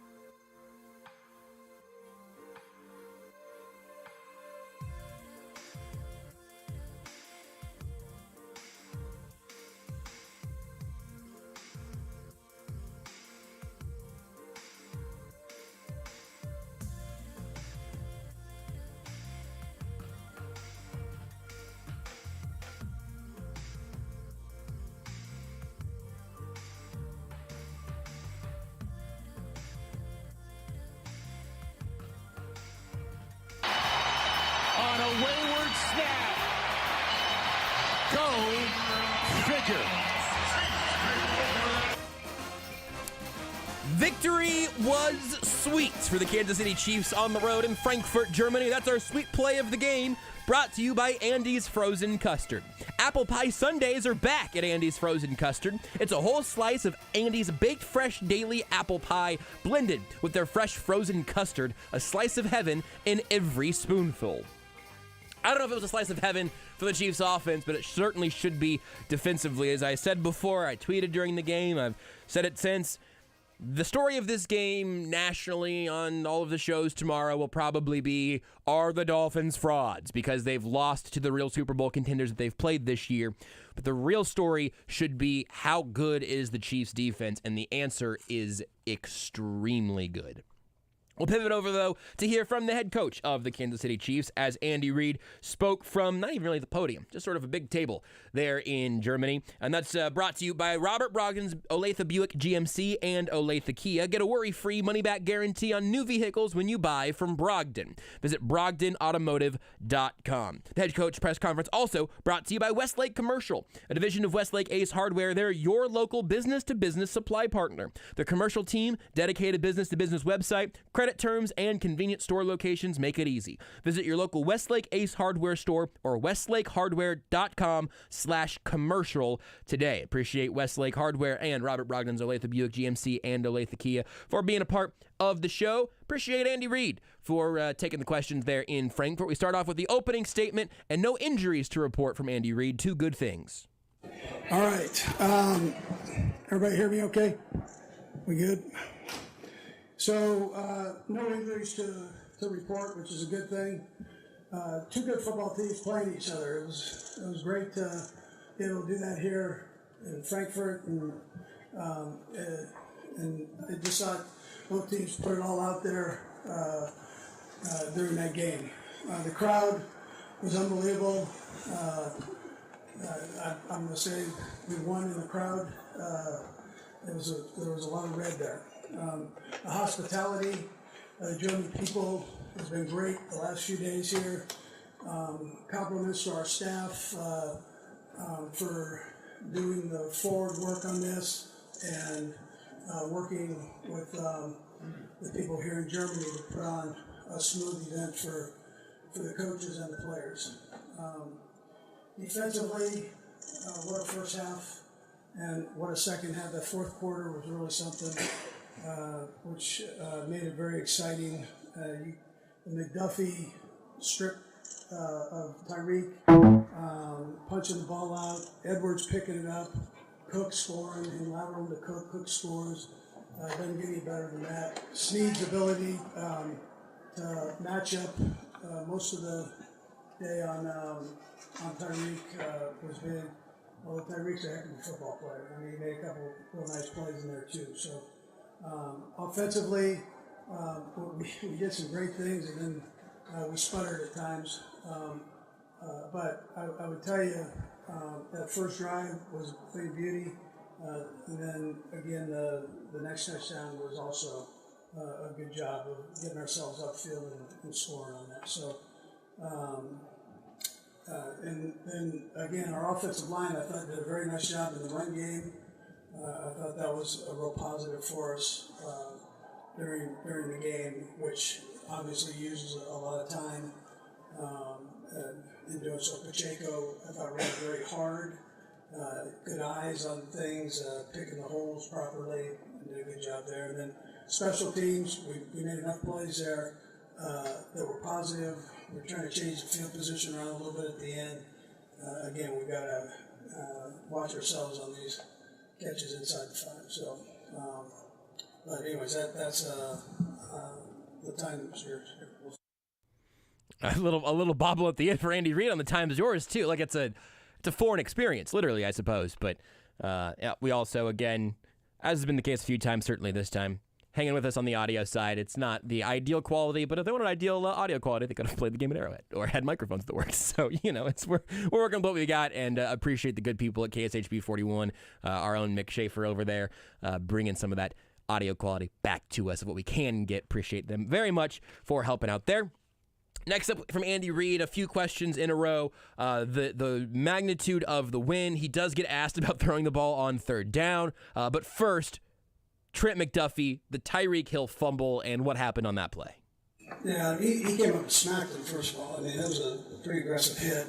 And it was a catch and then an immediate hit. And then he just went right for the ball, punching it down, which is tough to do as you lay a lick on him like that, like he did. So, but he's a heck of a football player.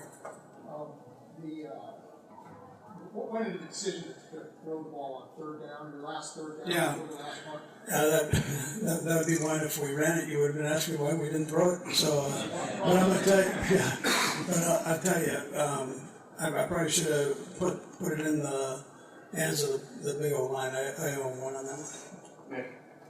Andy, it was a unique week for you, but also an important week. I was wondering if you could just expound on just kind of big picture how big of a win this was.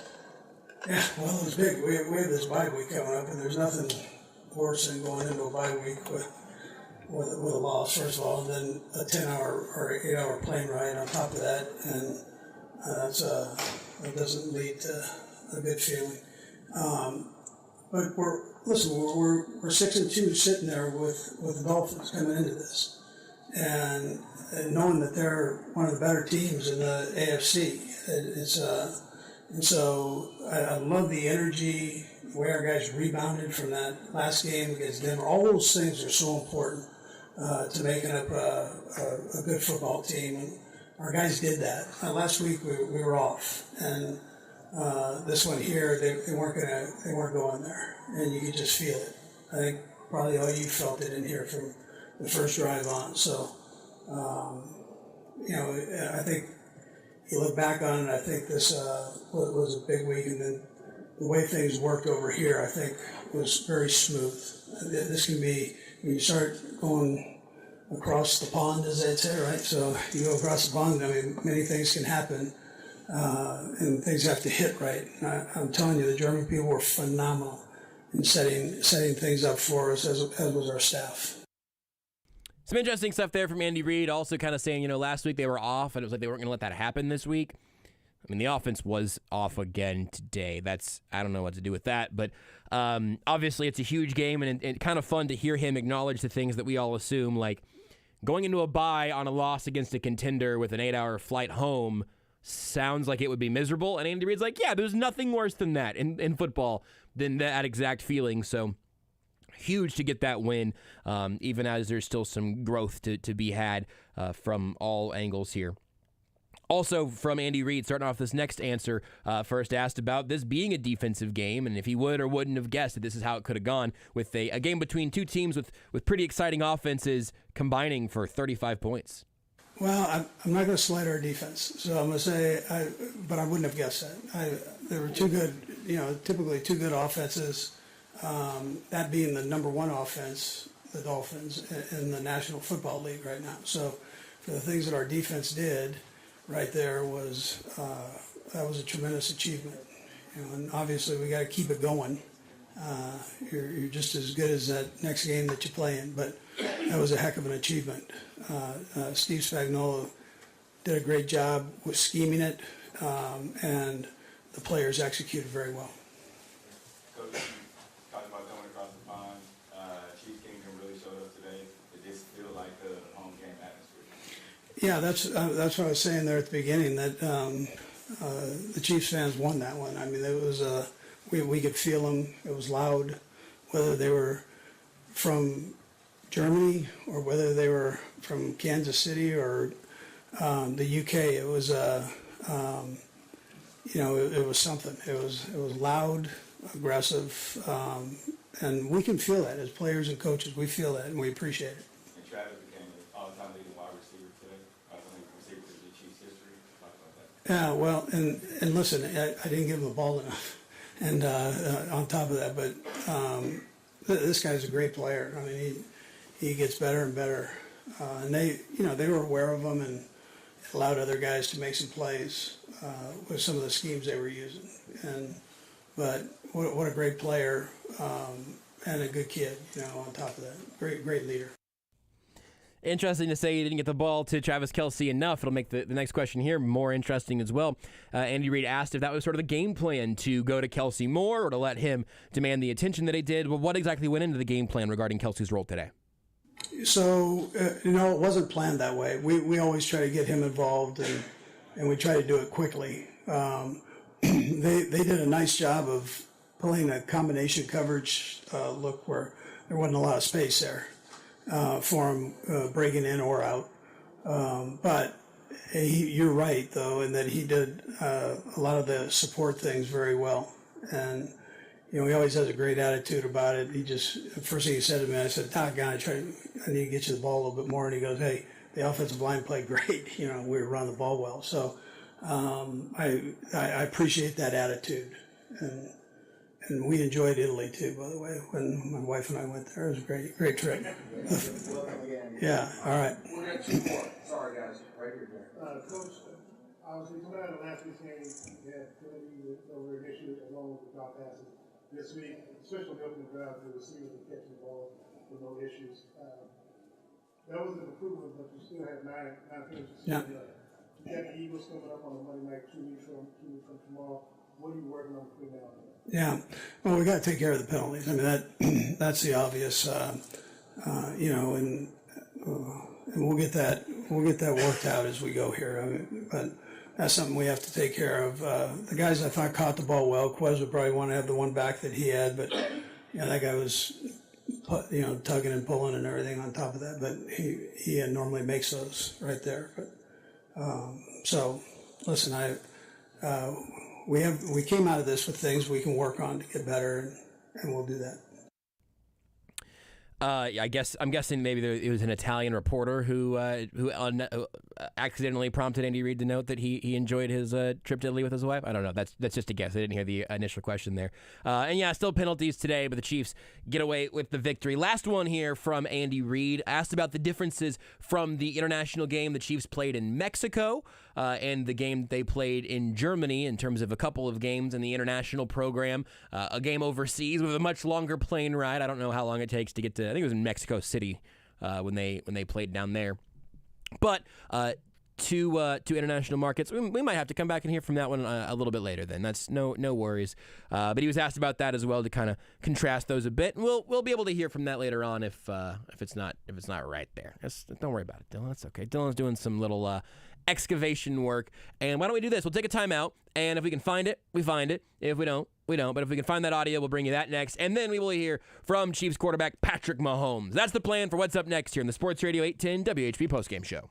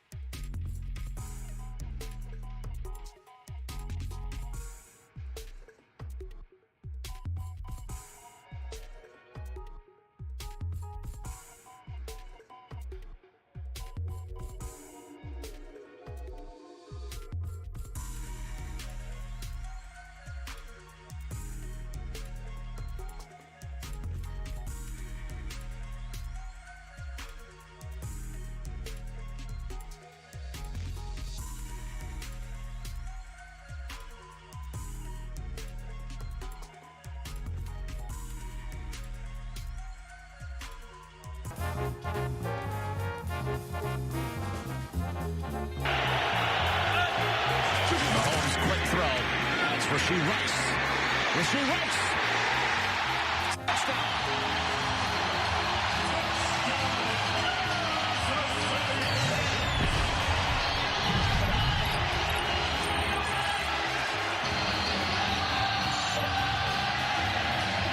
So the Dolphins choose to let the Chiefs start on offense, and 7 plays later, they've got 6. This is how you beat pressure. Watch the pressure comes.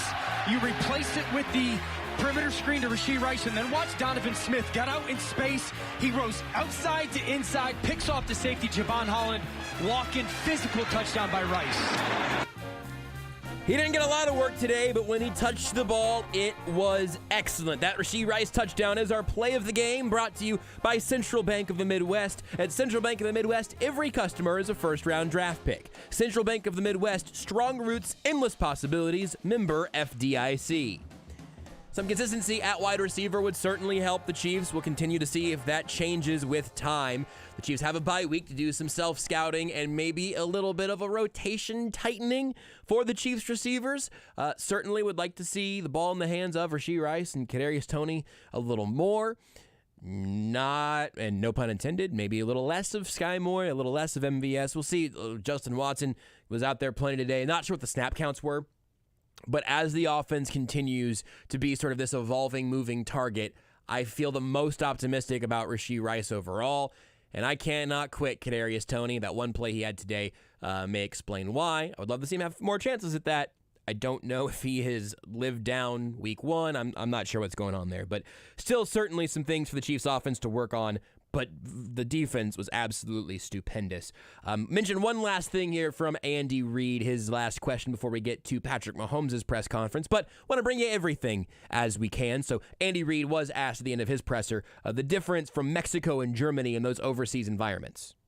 Yeah, no, listen, I always joke our media, we go play in the CVS parking lot, we don't care. So we'll play anywhere, at any time. But I will tell you, we also went to London and Mexico, London, and here have been phenomenal trips. And I think it's great for the National Football League. You see what it's done for basketball, you see what it's done for baseball, and there's no reason it can't do that for football. We've had actually a few German players in the NFL, and Sebastian. Anyway, you know the guys, so they've been real contributors to teams, and we appreciate the enthusiasm over here. Yeah. All right, thank you, Coach. We had a call earlier today, that players didn't necessarily sign up for this. I think increasingly they do sign up for this, that this is just sort of a part of the mix. As the season went to 17 games, that was sort of part of the idea, is that you're going to have those odd home games for half the league, and that those are going to mostly get shipped out elsewhere. It's another weird wrinkle. It changes the week. I mean, no one should care about this, but it changes the media schedule a little bit. Our post-game audio quality tonight was worse than it would have been if this game would have been at Arrowhead. There are little things like that. The jet lag conversation, the schedule for actually traveling over there, and frankly, to me, I think both teams don't have anything to say about, again, jet lag or having to take a longer field trip than usual. You go cross-country, it's a long plane ride. You go Kansas City to Germany, it's a very long plane ride. But and maybe also I'm just, again, very selfishly, not in a way that anyone else should necessarily care about, 8:30 kick means we're going to do this post-game show until, about the start of the witching hour or so, and then a great NFL slate the rest of the way. And, again, the sporting game here tonight, this afternoon, is going to be incredible. Can't wait for that. But I kind of enjoy it. I think that there is something to be said for the NFL making it more sustainable. I think we're probably headed toward an 18-game, 2-bye-week schedule at some point in the future. Adding another bye week so everyone can have that time off after the international trip, or if you want to take it before, you're able to have it. Again, I know that, especially also for the traveling media members that went on this trip, it's kind of a pain. But also, Renee asked, so are they going to keep going to Germany? We want to go to one of those games? We're well, we don't know. They probably aren't going to have to do it back-to-back years and all of that. But it is a cool experience. I imagine being a Chiefs fan from here and traveling overseas to see a game would be awesome. It is a different environment and a different experience. again, super duper narrow, but just like one of the coolest sports viewing experiences I've had is on our honeymoon back in the early summer, late spring, whatever.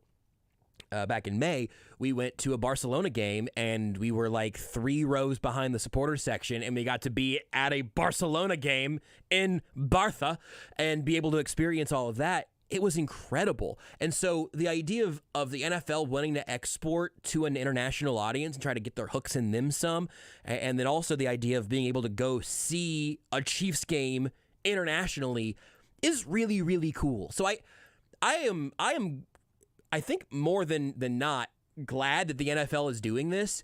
I think there's still probably room for it to improve in a way that I don't know that they can ever have the London Jaguars, right? I don't know that that's ever something that's going to really make sense. If you had an entire European division, could you make that work in a more fine-tuned schedule? Maybe they eventually get there, and you have a lot of divisional games there. You have some of those teams spend more time on the American side for longer stretches. There's some ways they could work on that.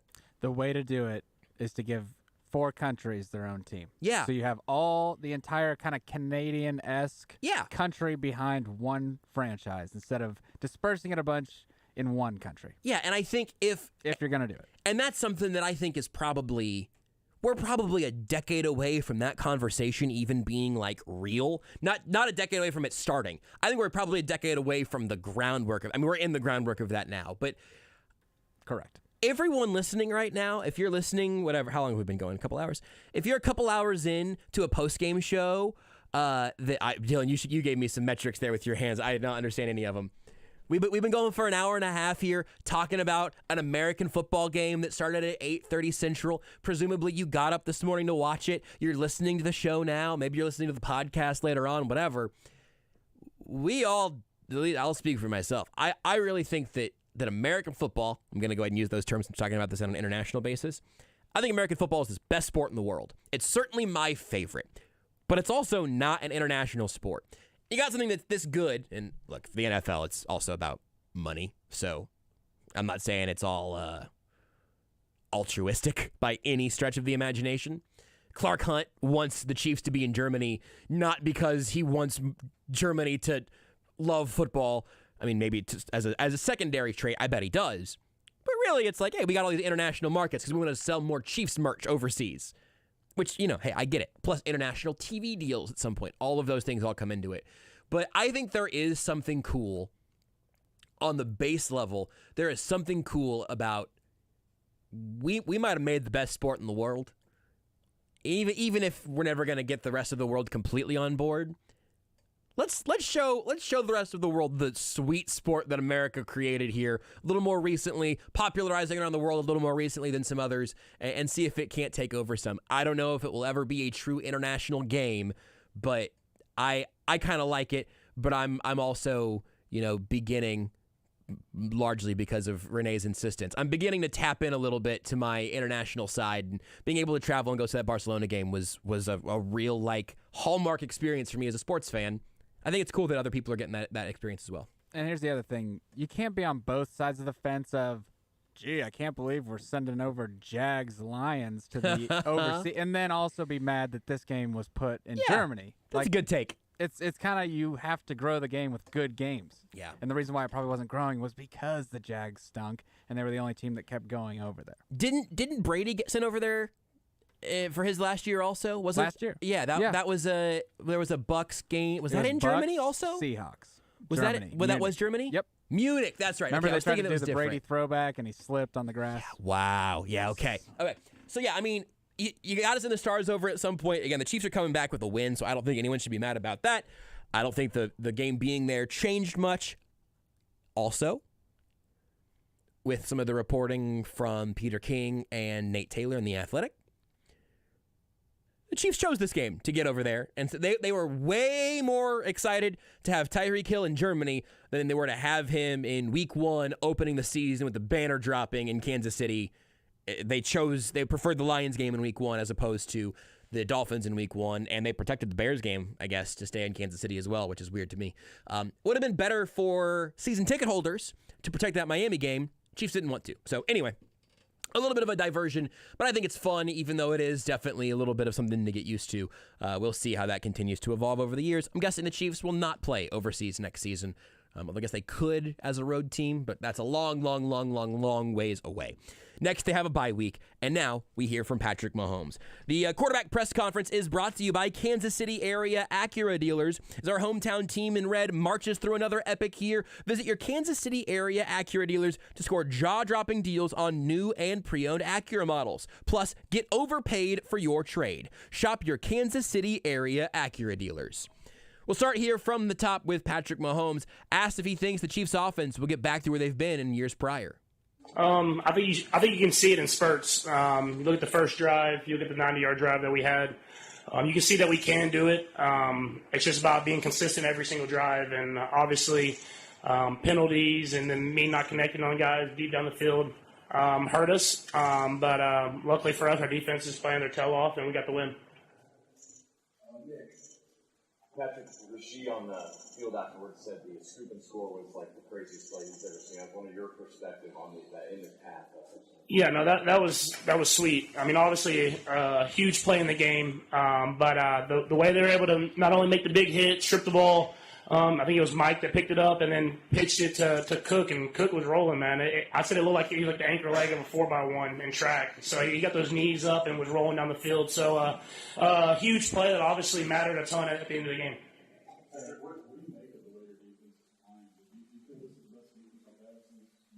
Yeah, I mean, for sure. I mean, the fact that they're so good at all three levels, that they're deep, guys rotate in, they can play. It's hard to get everybody snaps. That's how good they are. And so, it's got to be a top defense in the NFL. That's a great offense. And for them to hold them to 14 points where I fumbled in our own area for 7 of those points, I mean, that's a tremendous job. And I think they're going to continue to get better because they're young and they love it. That's a good point, too. We talked a lot about how the Chiefs' defense improved over the course of last season, and now how the Chiefs' defense is holding the Chiefs' head up over water while the offense tries to get things together. This defense isn't going to get worse. I mean, teams are going to try different things, but this is still a really young group that is still kind of gelling. It's really, really exciting. And Mahomes was asked about that Chiefs defense being excellent and if he saw all this coming. I knew they were going to be good because you look at the end of last year, and they played great football and no one really noticed. And so I knew they were going to be good. We brought back so many people, so many young guys, and they were going to develop. But, I mean, the fact that they're all developing this fast, I don't know if anyone could have guessed it, but I knew they were going to be great as their careers went on. But it's good to have a lot of young guys that can play like that. Patrick, it looks like you made a point of getting around to see fans after the game when we toured the stadium. Can you just describe what that was like and what you'll take away from all this? Yeah, it was an amazing experience to be out here in Germany. I mean, you could see red all around the town. I mean, the Chiefs Kingdom showed up. And you could feel the love that they had not only for the game of football, but for the players. And you could tell they watched and they knew what they were talking about. And so I was excited to be here and even more excited leaving that hopefully I could get back at some point. Did you engage with some fans as you went around? Yeah, I just high fives and stuff like that. But like I said, I want to get back. I work with a lot of people that are in Germany, and I want to get back out here and see Chiefs Kingdom out here in Germany. There's someone you often compare to in Tom Brady. You would see last year playing in Munich. I talked to him after the game, and he mentioned that he was fascinated with German supporters. What was your impression today playing in Frankfurt with German fans? The German fans, they knew it. They were loud the entire game. They were passionate. You could tell that they watched football on American football on the daily, and they really understand it. And it was great for the NFL to give us this opportunity. I'm sure there'll be many more as my career goes on. And I'm excited to get back and be able to play, and not only Frankfurt, but Munich or wherever else the NFL goes. Again, this is very much just my recent experience. I'm happy to have it color my analysis now.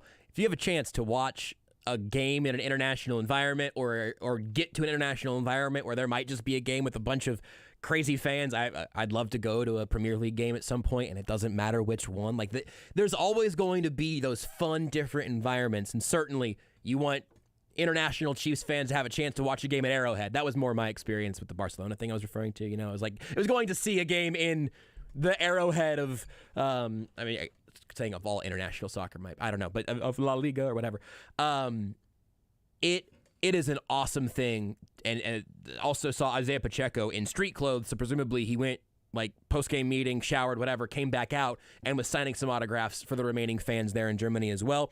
Those are really cool opportunities to grow the game, to make some fans, and it's a cool experience that even as the at-home viewing experience gets better and better and better and better, Red Zone, anything on TV, you can get to your own bathroom, get your own snacks, all of that. Even as the at-home experience keeps getting better, there is something really cool about, again, those, using the word experiences a lot, but those experiences in different stadiums, in different arenas, watching different teams, different fan bases, really cool. I would love to go be in the stands of maybe a weird vibe international game, and certainly could not get better than Chiefs Dolphins, even as that game was, unsurprisingly, a little weird. Next up here from Mahomes, starting off with, before he gets to some stuff the Chiefs need to work on before they get to Philly, his thoughts on Rashee Rice's game today. Yeah, no, I mean, he's making plays. He wants it. He loves it. And he's going out there and making plays. I think our job is to find different ways to get him the football more down the field because he can do it. And so as the season goes on, his role will expand, and I'm excited for it.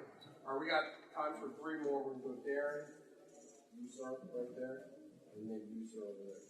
Patrick, obviously, this season you can go with the receiver stuff, a lot of passes today, outside of the one I think with ABS down deep, pretty much they were on spot. What have you all been working on throughout the season and throughout this past week, especially the Denver game? What do you feel like you need to work on as you prepare for Philadelphia? Yeah, I think all you can do is keep working. That's everything. It's me with timing. It's them. Just continue to get catches as much as possible. Lucky for us, our defense is playing so good, so we're sitting here 7-2 going into the bye. But we can get a lot better as an offense. And I think if the offense gets to where I think it can be, we'll be a hard team to beat. That's certainly true. Also interesting for him to say it's their job to get Rashee Rice the ball more and downfield more. That's something that Seth Kaiser talked about recently of like, hey, he's got this acceleration down the sideline. Can he run before he catches the ball? Like he's after the catch, you see the explosiveness from Rashee Rice, right? Maybe a little more of that speed beforehand and just see if it works. I don't know. I'd be curious. Interested to see how that evolves as well. And maybe, again, that's something that there could be some changes in the bye week. We'll find out in a couple of weeks. In fact, not even 2 weeks from today, 2 weeks from tomorrow, we'll have Monday Night Football, Chiefs, Eagles. That ought to be an absolute blast as well. But one more clip here from Patrick Mahomes. First, the difference between U.S. and overseas games. And I guess he gets a question here about playing in Spain. Hey, I got a stadium for you. They're actually renovating it a bunch, the Barcelona home arena, and I had some big changes. I'm not even entirely sure. I'm not an expert on it. I was a casual. I bought my Barcelona scarf in the stadium, and now I'm a lifelong supporter. You know how it goes. It's fun to be a casual fan joining into an international team. I imagine that's what it's like for a lot of maybe new Chiefs fans leaving the stadium in Frankfurt today. But here, Mahomes asked a couple of questions about those international games. I haven't played in London yet, so I don't know that crowd, but Arrowhead's special because there's so many Chiefs fans. It's all Chiefs fans. I mean, obviously there was a lot of Chiefs fans in this game, which I was extremely happy about. But obviously it spread across all the NFL. But I mean, they're passionate both ways. The Chiefs fans, they've been there for 50 years, and they understand it. And they understand when they're going to be the loudest of the defense and stuff like that. But I thought the Frankfurt fans did a great job of that, and it felt like a home game. I mean, the Chiefs fans showed up out there, and Chiefs Kingdom was loud and proud. Is it strange to feel like you're playing home, but you're thousands of miles away from home? And speaking of that, there are some rumors of the NFL coming to Spain. Would you like to play it? Yeah, I'm up for anything. I'm always excited to get across the world and play football and show American football and what it has done for not only me, but for a lot of people to the rest of the world. I mean, I thought it was really cool just to be out here. I mean, the whole experience, being out in the city and at the practice facility and everything like that, you could tell everybody was excited. And like I said, I want to come back. I don't know when that will be, but when we get the opportunity, I hope Clark jumps at it and we can be back out here playing football games. Clark, first name basis. I guess when he's paying you $500 million, you'd like to be on a first name basis, even though he's an NFL owner. But Spain, I think, was my favorite of our little honeymoon trip that Renee and I took, and again, getting to see anywhere that the way that the world ends up revolving around sports. You see it in the World Cup, you see it in the Olympics at a different level, but I have to admit, I do like the international project. I also, even when it's not the Chiefs, do like an 8:30 a.m. NFL game. If it's a good game, you can start your day with some coffee on the couch and have it roll into Red Zone channel or the Chiefs game whenever it is. It's a cool day of football. So I'm cool with the early morning kickoffs, and I'm cool with the NFL trying to make this game a little more international. They got a great spokesperson for that in Patrick Mahomes. We'll talk to our best spokesperson on the other side of this timeout. Matt Derrick of Chiefs Digest joins us next.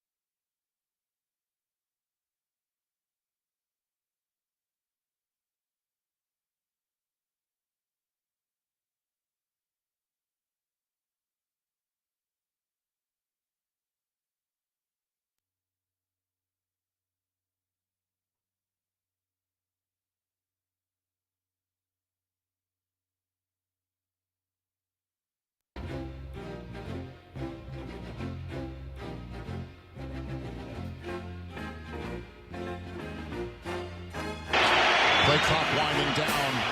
They get it off. Tua. Down he goes. McDuffie was the first to arrive. And Wharton cleaned it up.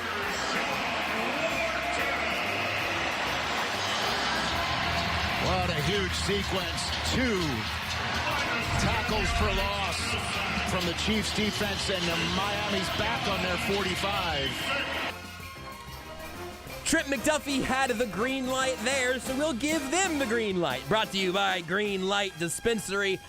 The them could be McDuffie, could be Tershawn Wharton, could be the entirety of the Kansas City Chiefs defense. But if I got to give it to one player, I'll give it to Trent McDuffie. That's brought to you by Green Light Dispensary. Outstanding customer service, superior product, and continuously voted Missouri's best. Open from 10 a.m. to 8 p.m. 7 days a week. Find a location near you today at greenlightdispensary.com. And a day where Trent McDuffie did give up a touchdown. Still a all-pro type of outing from the Chiefs' young corner.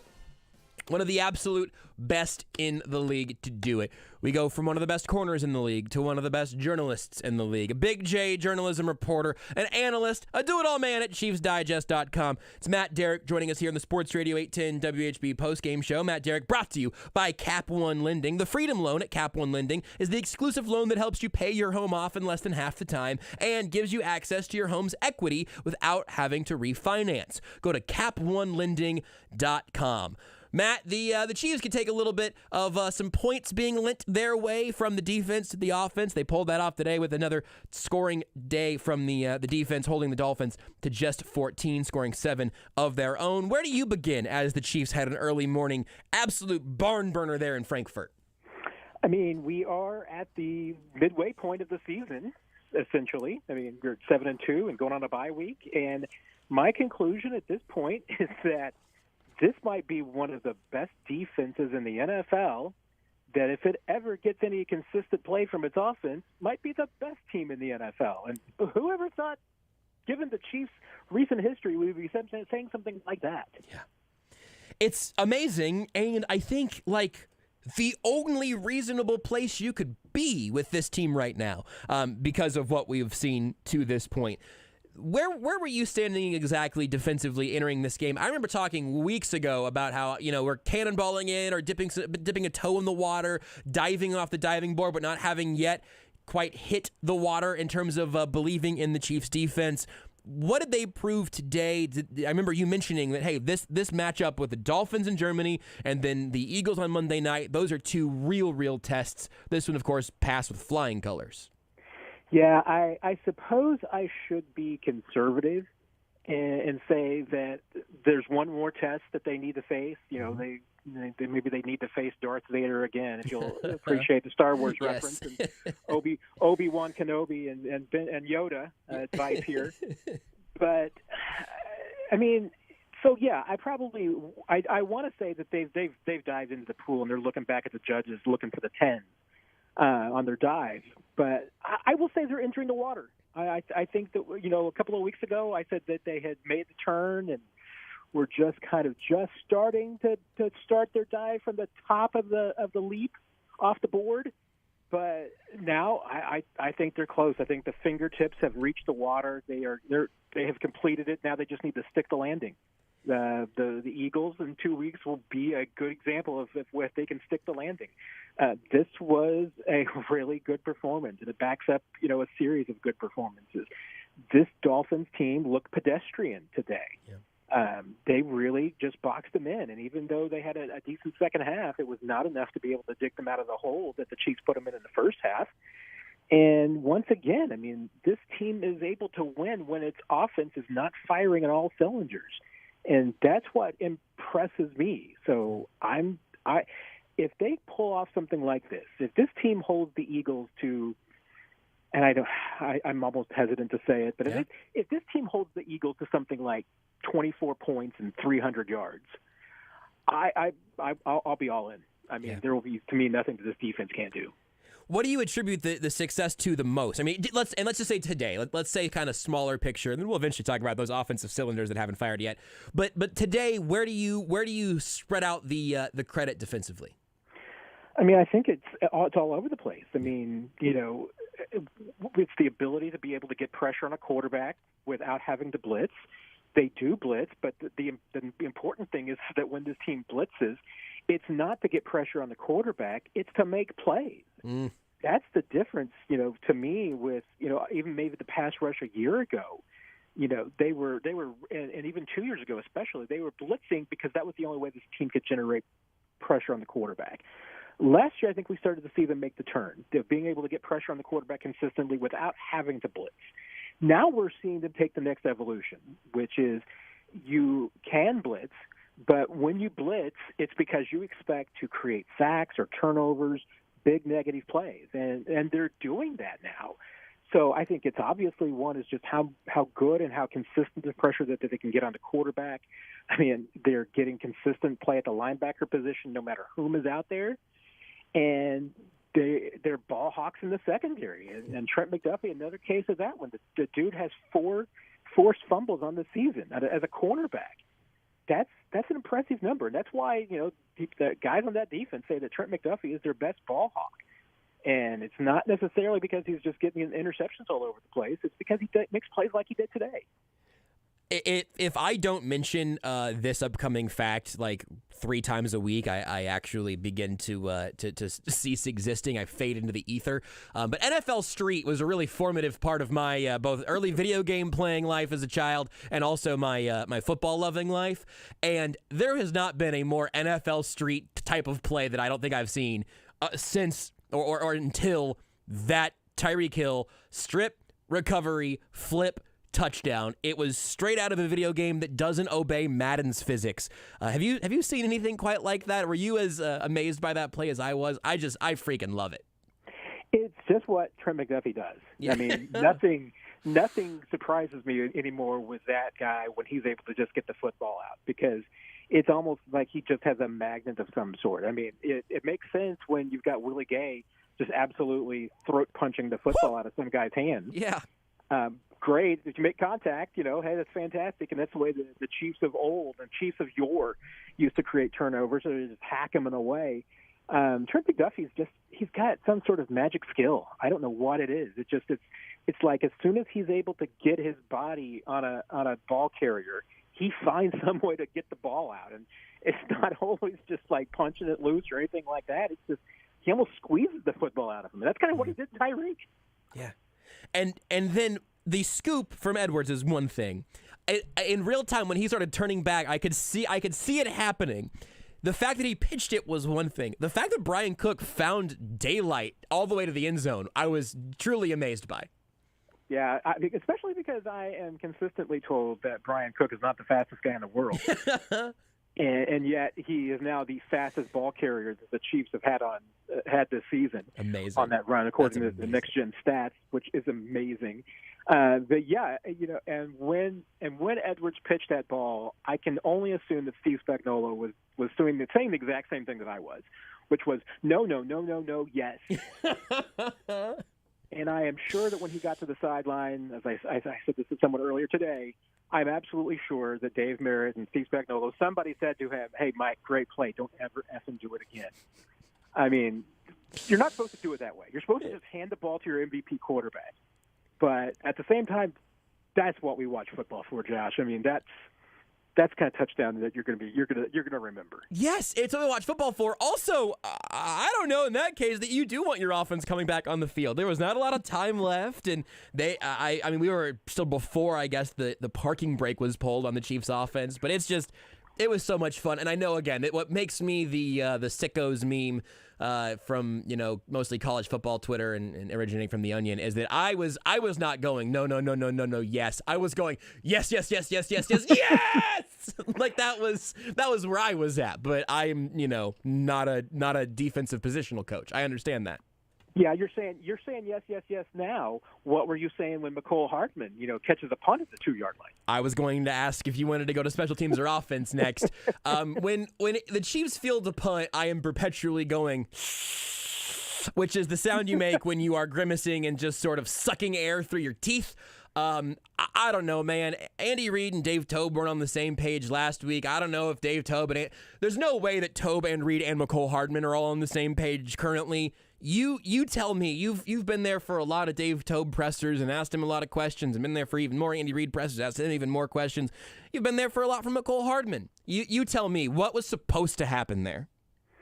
I guess as Dave Toub told you this week, keeping your foot on the 10-yard line and letting the ball go over your head is old school football, and nobody coaches it that way anymore. I'm still not real sure you're supposed to catch the ball at your own 2-yard line. But Dave Toub is always going to defend his guys, so he will shoot us straight at times. But I think right now he's trying to, maybe just kind of keep McColl's head in the game and everything. And this is the other thing too, is that to his credit, there was nobody harder on himself for that most punt last week than McCole Hardman was. Mm-hmm. I mean, he was still dwelling on it in the locker room throughout the week about saying he cost his team the game. He lost them, and in reality, no. I mean, everybody had a piece of that, But McCole was absolutely convinced that he cost himself the game, and cost his team the game. That was also a play today that that's probably where the Chiefs want his headspace, because they want McCole being aggressive, they want him making plays, they don't want him second guessing himself. So that's probably what Dave Toub was trying to do this week, was to reinforce to McCole, hey, you know what, I got your back. The right call. I want you to do it again next time, because they want to be aggressive on punt returns. They want that, and they don't want him being in a negative spot, a negative space.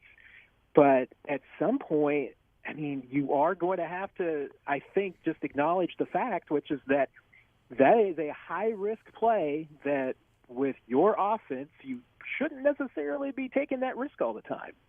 It worked out for him today. It didn't bite them it didn't bite him in the hand, but it could have, just like it did last week. So I think once again I think Andy Reid would prefer, obviously, that they not be quite that aggressive. I think Dave Toub wants McCole to be aggressive. Just not sure they want him to be that aggressive. It's also just a funny way for Andy Reid to defer 1 or 2% of his 51% of the vote that he always talks about having. Like, it's just, I don't know, man. It's weird. And I like McCole Hardman, and I thought the logic of bringing him back, but they have not used him on offense in a meaningful way yet, and the special teams haven't really changed, so whatever. It is what it is, I suppose, and I don't know. It hits me a little bit, much like free segue here, like Andy Reid every game saying, yeah, I probably should have run it in that situation. So yeah, you probably should have, but you say that like every other week or so, and so the whole little special teams reevaluation every other week doesn't really do much for me either. When you look at what the Chiefs did there offensively today, the first 15, or at least the first 7 of the first 15, were immaculate. The offense looked like its old self, and we saw beautiful Chiefs offensive football. And then in the second half, the cuffs were completely put on that group again, and I don't know. I mean, it's a mix of self-inflicted things, opposing defenses still being good, whatever. I've got a few specific names I want to ask you about, but what do you make of the offensive performance today? Yeah, I mean, obviously the first drive was a piece of art, and it really was, because the Chiefs certainly came out with the idea that we're going to hit these guys quick, we're going to move the ball efficiently, there's not going to be a lot of dilly-dallying, it's going to be Mahomes, get rid of the ball quickly, strike quickly, run the football, and move down the field. And that's exactly what they did. And then as the game kind of wore on, and give the Dolphins credit. I mean, this is what they were trying to do. They're trying to get the Chiefs out of that. They're trying to get Mahomes to hold the football longer and everything. And that is something that is now evolving, which is that, we've been trying to figure out, defense have been trying to figure out, how do you stop Patrick Mahomes? And I tell you what, I mean, no one has really articulated it this way, I don't think, but it's manifesting itself this way, which is that, how do you stop Patrick Mahomes? I think you force Patrick Mahomes to stop himself by you force him to hold on to the football as long as possible. And once upon a time, that was a dream for the Chiefs. That if Patrick's extending plays, if he's moving around and throwing the ball deep, that's exactly the dream, because he's going to find somebody eventually. Well, now teams are figuring out, okay, you know what? We're going to drop 6 or 7. We're not going to blitz this guy, because that's the worst thing you can possibly do is blitz this guy. But force him to stay in the pocket, set the edge, make sure that he can't dance around. You don't want him scrambling, because he will beat you that way. But if you can contain him in the pocket and you can force him to hold on to the football for 4 or 5 seconds, bad things are going to happen now. And that's kind of what's happening. I mean, it's the longer that Patrick's been holding on to the football, the more likely he is to want to try and force it downfield. And with all of his own coverages, and certainly we're seeing a lot of double and triple high coverages on the back end, there's nothing available there. But what is there is usually some quick hitting stuff. You got to find the empty voids in the zone. And those don't happen generally the longer you hold on to the football. Those disappear. And then the pressure gets there. So to me, I mean, that's almost, if I had to describe what teams were doing defensively to the Chiefs right now, it's hem Patrick Mahomes into the pocket, make him hold on to the football, don't let him scramble, and the Chiefs will, if you hold on, if you can stay disciplined, the Chiefs will eventually make a mistake. That's what they're doing right now. We're talking to Matt Derrick, presented by Cap One Lending here on Sports Radio 810 WHB Kansas City.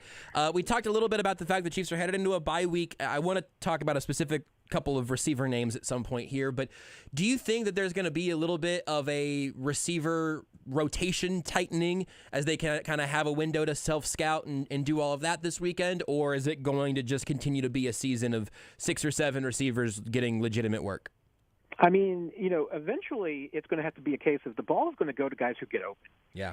And that's the one thing that we're just, not consistently seeing right now. I mean, I think that we saw it on that first drive because, once again, the Chiefs were getting rid of the ball quickly. They were, identifying, making quick decisions about where to go with the football. And when you're seeing this many deep zone coverages, I mean, that's what's going to happen. But to me, the play that, to me, was the way of the future, and it was kind of the same thing last week, the one play that stood out to me, it was just like, we need to see more of that, is getting the ball to Rashee Rice in space. Yep.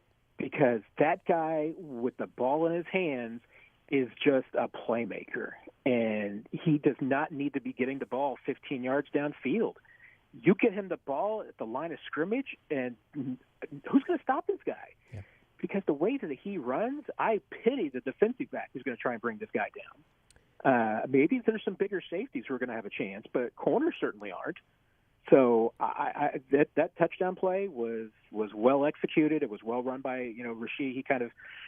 He made the adjustment that he needed to get the ball in the right place, and then just ran right by people. And that's what he's capable of doing. So it's just like that play he had last week against Denver. I mean, get more of that. Get him the ball on the edge. Get him the ball in space. Getting close to the line of scrimmage. If he's going to get yards out with the catch.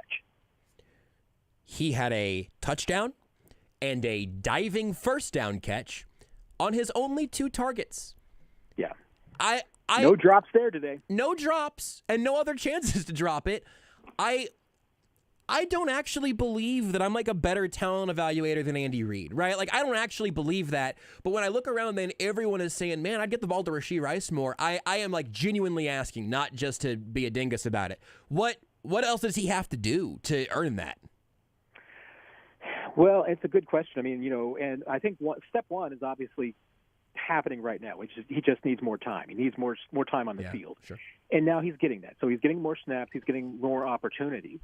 And then the next part of it is going to be, designing plays specifically to get Rashee Rice the football. For the most part, the Chiefs, majority of their throws are going to be designed to go to Travis Kelce. And today was a good example of a defense that actually decided to pay attention to Travis. Yep. The Dolphins were not double teaming Travis Kelce. They were triple teaming him. And they were hitting him as much as they possibly could. So his struggles today make sense. The real question mark is, why was nobody else able to take advantage of the fact that Travis Kelce was getting all of the attention and everybody else was in single coverage? And, and that's probably a little bit of it is play design and, just how the Chiefs are building their offense right now. Honestly, some of it's going to be on Mahomes because, once again, we're talking about him holding on to the football too long. And that is not the recipe right now. Even today, there was a lot of pushing the football downfield. When I see Justin Watson getting 5 targets and, Marquez has 3 of those targets. I mean, those, for the most part of those 8 throws, were pushing the ball down the field. And when you're facing the zones that the Chiefs are right now, those plays just are not open. the only way that you're going to hit those throws is by running the football effectively and by throwing the shortstop underneath so that you're forcing defenses to be honest. Because right now they're just selling out against taking away anything downfield against the Chiefs, and it works. I mean, but, you know, how do you do it? I mean, go back to that first drive. If the Chiefs just don't, to me, play that first drive over and over and over again for the next 2 weeks and saying, hey, how can we do this the entire game? I think they're crazy. I got one more player that I just want to. I just have to. Kadarius Toney with the ball in his hands moves differently than anyone in American football currently playing in America. Like, he and Tyreek Hill both have some little like gear of a wiggly, like, oh God, what's he gonna do? And Kadarius Toney has a more chaotic version of it, I think, which is exciting and scary to me. But I'm not saying they have to treat him like Tyreek Hill, but they trade for him last year under this idea that it's actually a move for 2023. The offseason hype was, hey, the Chiefs really think that Sky Moore and Kadarius Toney are the guys that are going to take big jumps. One of them is going to be wide receiver 1. Obviously, Rashee Rice has jumped both of them. That's fine, whatever. But when Sky Moore's out there and it's a play, it's like, oh, that's nice. He was open and Mahomes found him. That's a good sign. I'm happy with that. When Kadarius Toney has the ball downfield, not behind the line of scrimmage, but down the field a little bit, I am always excited about what's going to happen next with week 1 having the worst moment of his NFL career. Since then, I've been excited to see him have the football, and I don't understand what the Chiefs' plan is because it feels like there's an inconsistency there in what was kind of the offseason plan, what the plan is now. I know he missed all of training camp. Is there something that we're missing there on Kadarius Toney? Because the Chiefs haven't given up on him, but I also feel like they could be using him more if they do actually believe in that skill set still. So what's real there, and what's a bunch of noise? I mean, I think it's probably an Occam's razor thing, which is that the simplest explanation is probably the easiest one. Mm-hmm. And the simple explanation is that the guy missed all of training camp. So literally, you know, for the off-season work, has no time at full speed working in this offense until the season starts. Mm-hmm. So he's rusty. On top of that, he had knee surgery in August. Yep. I don't care how minor it was. Yep. Knee surgery is knee surgery. So even when he comes back, he's not 100%. And then, ever since then, he's had more and more injuries. You know, he had the sprained toe. He's now got an ankle injury he's dealing with. He has not been 100% at any moment this season and probably has been far from it. And, you know, and that affects you in so many different ways. I mean, it's a compounding of everything else that was already happening, which is that he doesn't have that 6 weeks of training camp practice. Now he's probably not getting as much work in practice during the week because he's nursing every single one of these injuries. I mean, I've joked before that he's kind of like a Maserati and that he's great. I mean, he can move and do all these things, but what's the problem with the Maserati? It's in the shop half the time. Yeah. And that's kind of been Kadarius Toney's, kind of MO. And it does stink because I think if he had a healthy start to the season, we're probably talking about an entirely different situation for Kadarius. But I think if anything, it's just the time that he missed during training camp and the little nagging injuries that are keeping him from being what the Chiefs thought he could be this year. Let me ask you this way then, and I'll let you go. Is that for you more of a bet on that's just what Kadarius Toney is going to be all year, or is that a bet on the remainder of this season, a bye week to retool some things, getting healthier late in the year, presumably? If he doesn't have new injuries added to the list, is his role going to continue to grow, or was that all stunted already and this is just what it's going to be the rest of the year? What do you think is more true there? I would think that most likely what I'm thinking is going to happen is that he's going to be more involved in the second half, that, you know, the bye week can certainly help get him healthy, but the Chiefs are still going to probably use him in the same way that they have been, which is in essentially a part-time role and not as maybe the number one receiver that they envisioned him back in June, but as more of a complementary receiver and a lot more of the role that he played last year. That doesn't mean he won't play more snaps, but it's just how many plays are going to be designed specifically for him and what packages. I think it's probably unfair to expect that an extra week of rest and all of a sudden he's going to be the team's number one receiver. I think it's more likely to just expect an improvement on where he's at. Now, I mean, another injury happens, and maybe we're just talking about this being a lost season for Kadarius, and there was just too many injuries, one after the other, and he couldn't get out of the garage. But I think what you're hoping for is you get that extra week of rest, that it really lets him kind of put some of the problems that he's had in the first half of the season, the injuries behind him, that he gets a little bit stronger and is able to, maybe if they're able to nurse him a little bit of his playing time and make him stronger for the second half. I'm sure that's been part of the strategy all along, which is that if Kadarius Toney only has so many snaps in him for the 2023 season, make sure they're in December and January. I mean, that's when you want them. So I'm assuming that's a little bit of how their strategy has been to, manage him along. So I'm expecting him to be more involved, but in the second half of the season. But I just don't think it can be possibly as the number one guy who's going to get you 40 catches in the second half of the season or anything like that. Yeah, I can live with that. I think even like the full-time, part-time role would at least make sense to me. But this super part-time, see you twice a game kind of thing has I've grown wary of or have grown frustrated with, because it's fun to watch him with the football in his hands, and there aren't that many guys right now on this team that I feel. Noah Gray led the team in receiving today with 3 catches for 34 yards. If you would have told me that at 8 a.m., I would have changed some things about my predictions and how this game was going to go. It did make me think that, I don't know how the overs on all of the Chiefs receivers or receiving yards on FanDuel or whatever, DraftKings and everything would have done this week. They weren't very high. They weren't. But I'm almost afraid that, except for Noah Gray, maybe nobody hit them. And I don't even know if you can bet on a Noah Gray over receiving yards. I'm sure it's out there. But you definitely can. In fact, I'm just going to go ahead and open up my friend's DraftKings account to say that my friend's parlay hit the over on Kadarius Toney's 9.5 receiving yards. But Justin Watson didn't hit his 17.5 despite 2 catches.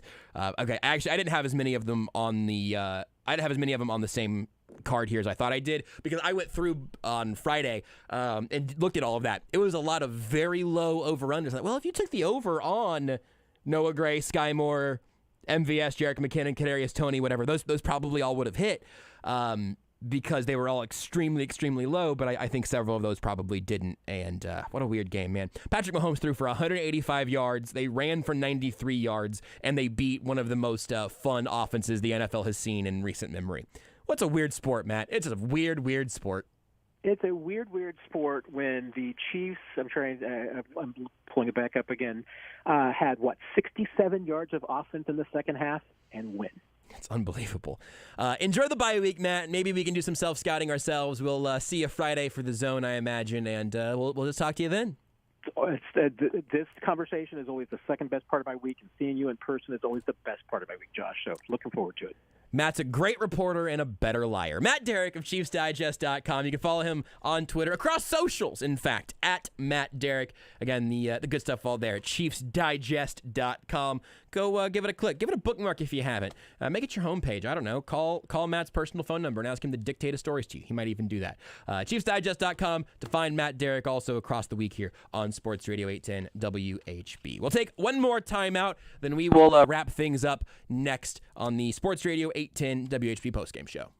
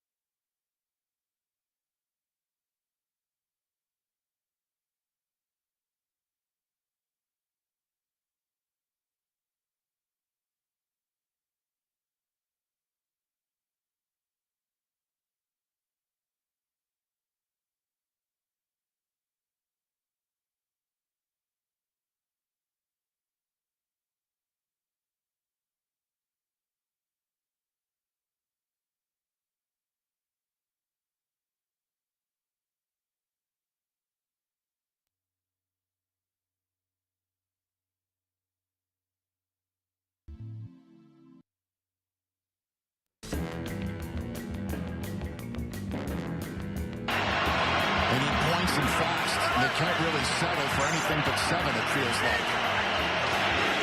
Tua for the end zone, and Wilson. Touchdown. No flags. 31 yards.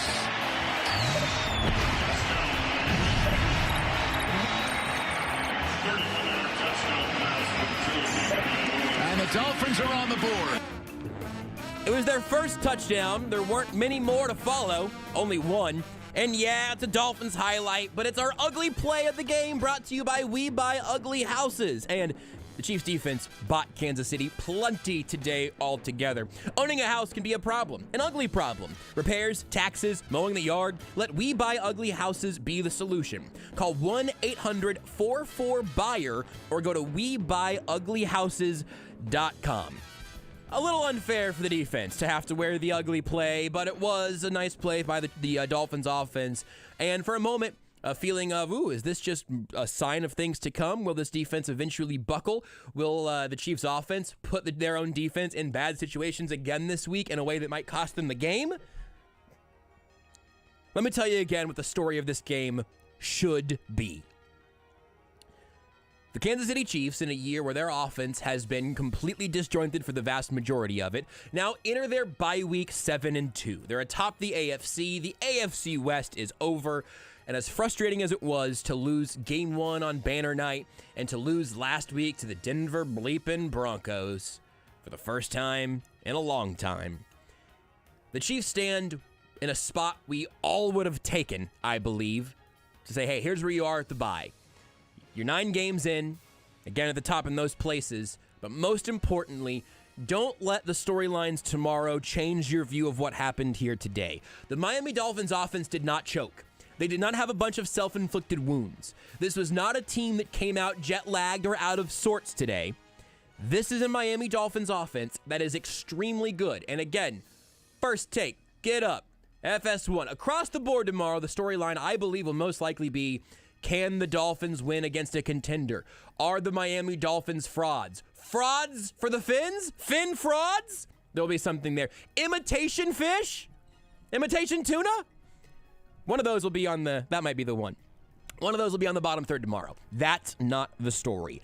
The story of this game is that the Kansas City Chiefs went to Frankfurt and did something they've done every other game this year. The Kansas City Chiefs defense played an excellent game of football that gave the Chiefs offense a chance to take that to a victory.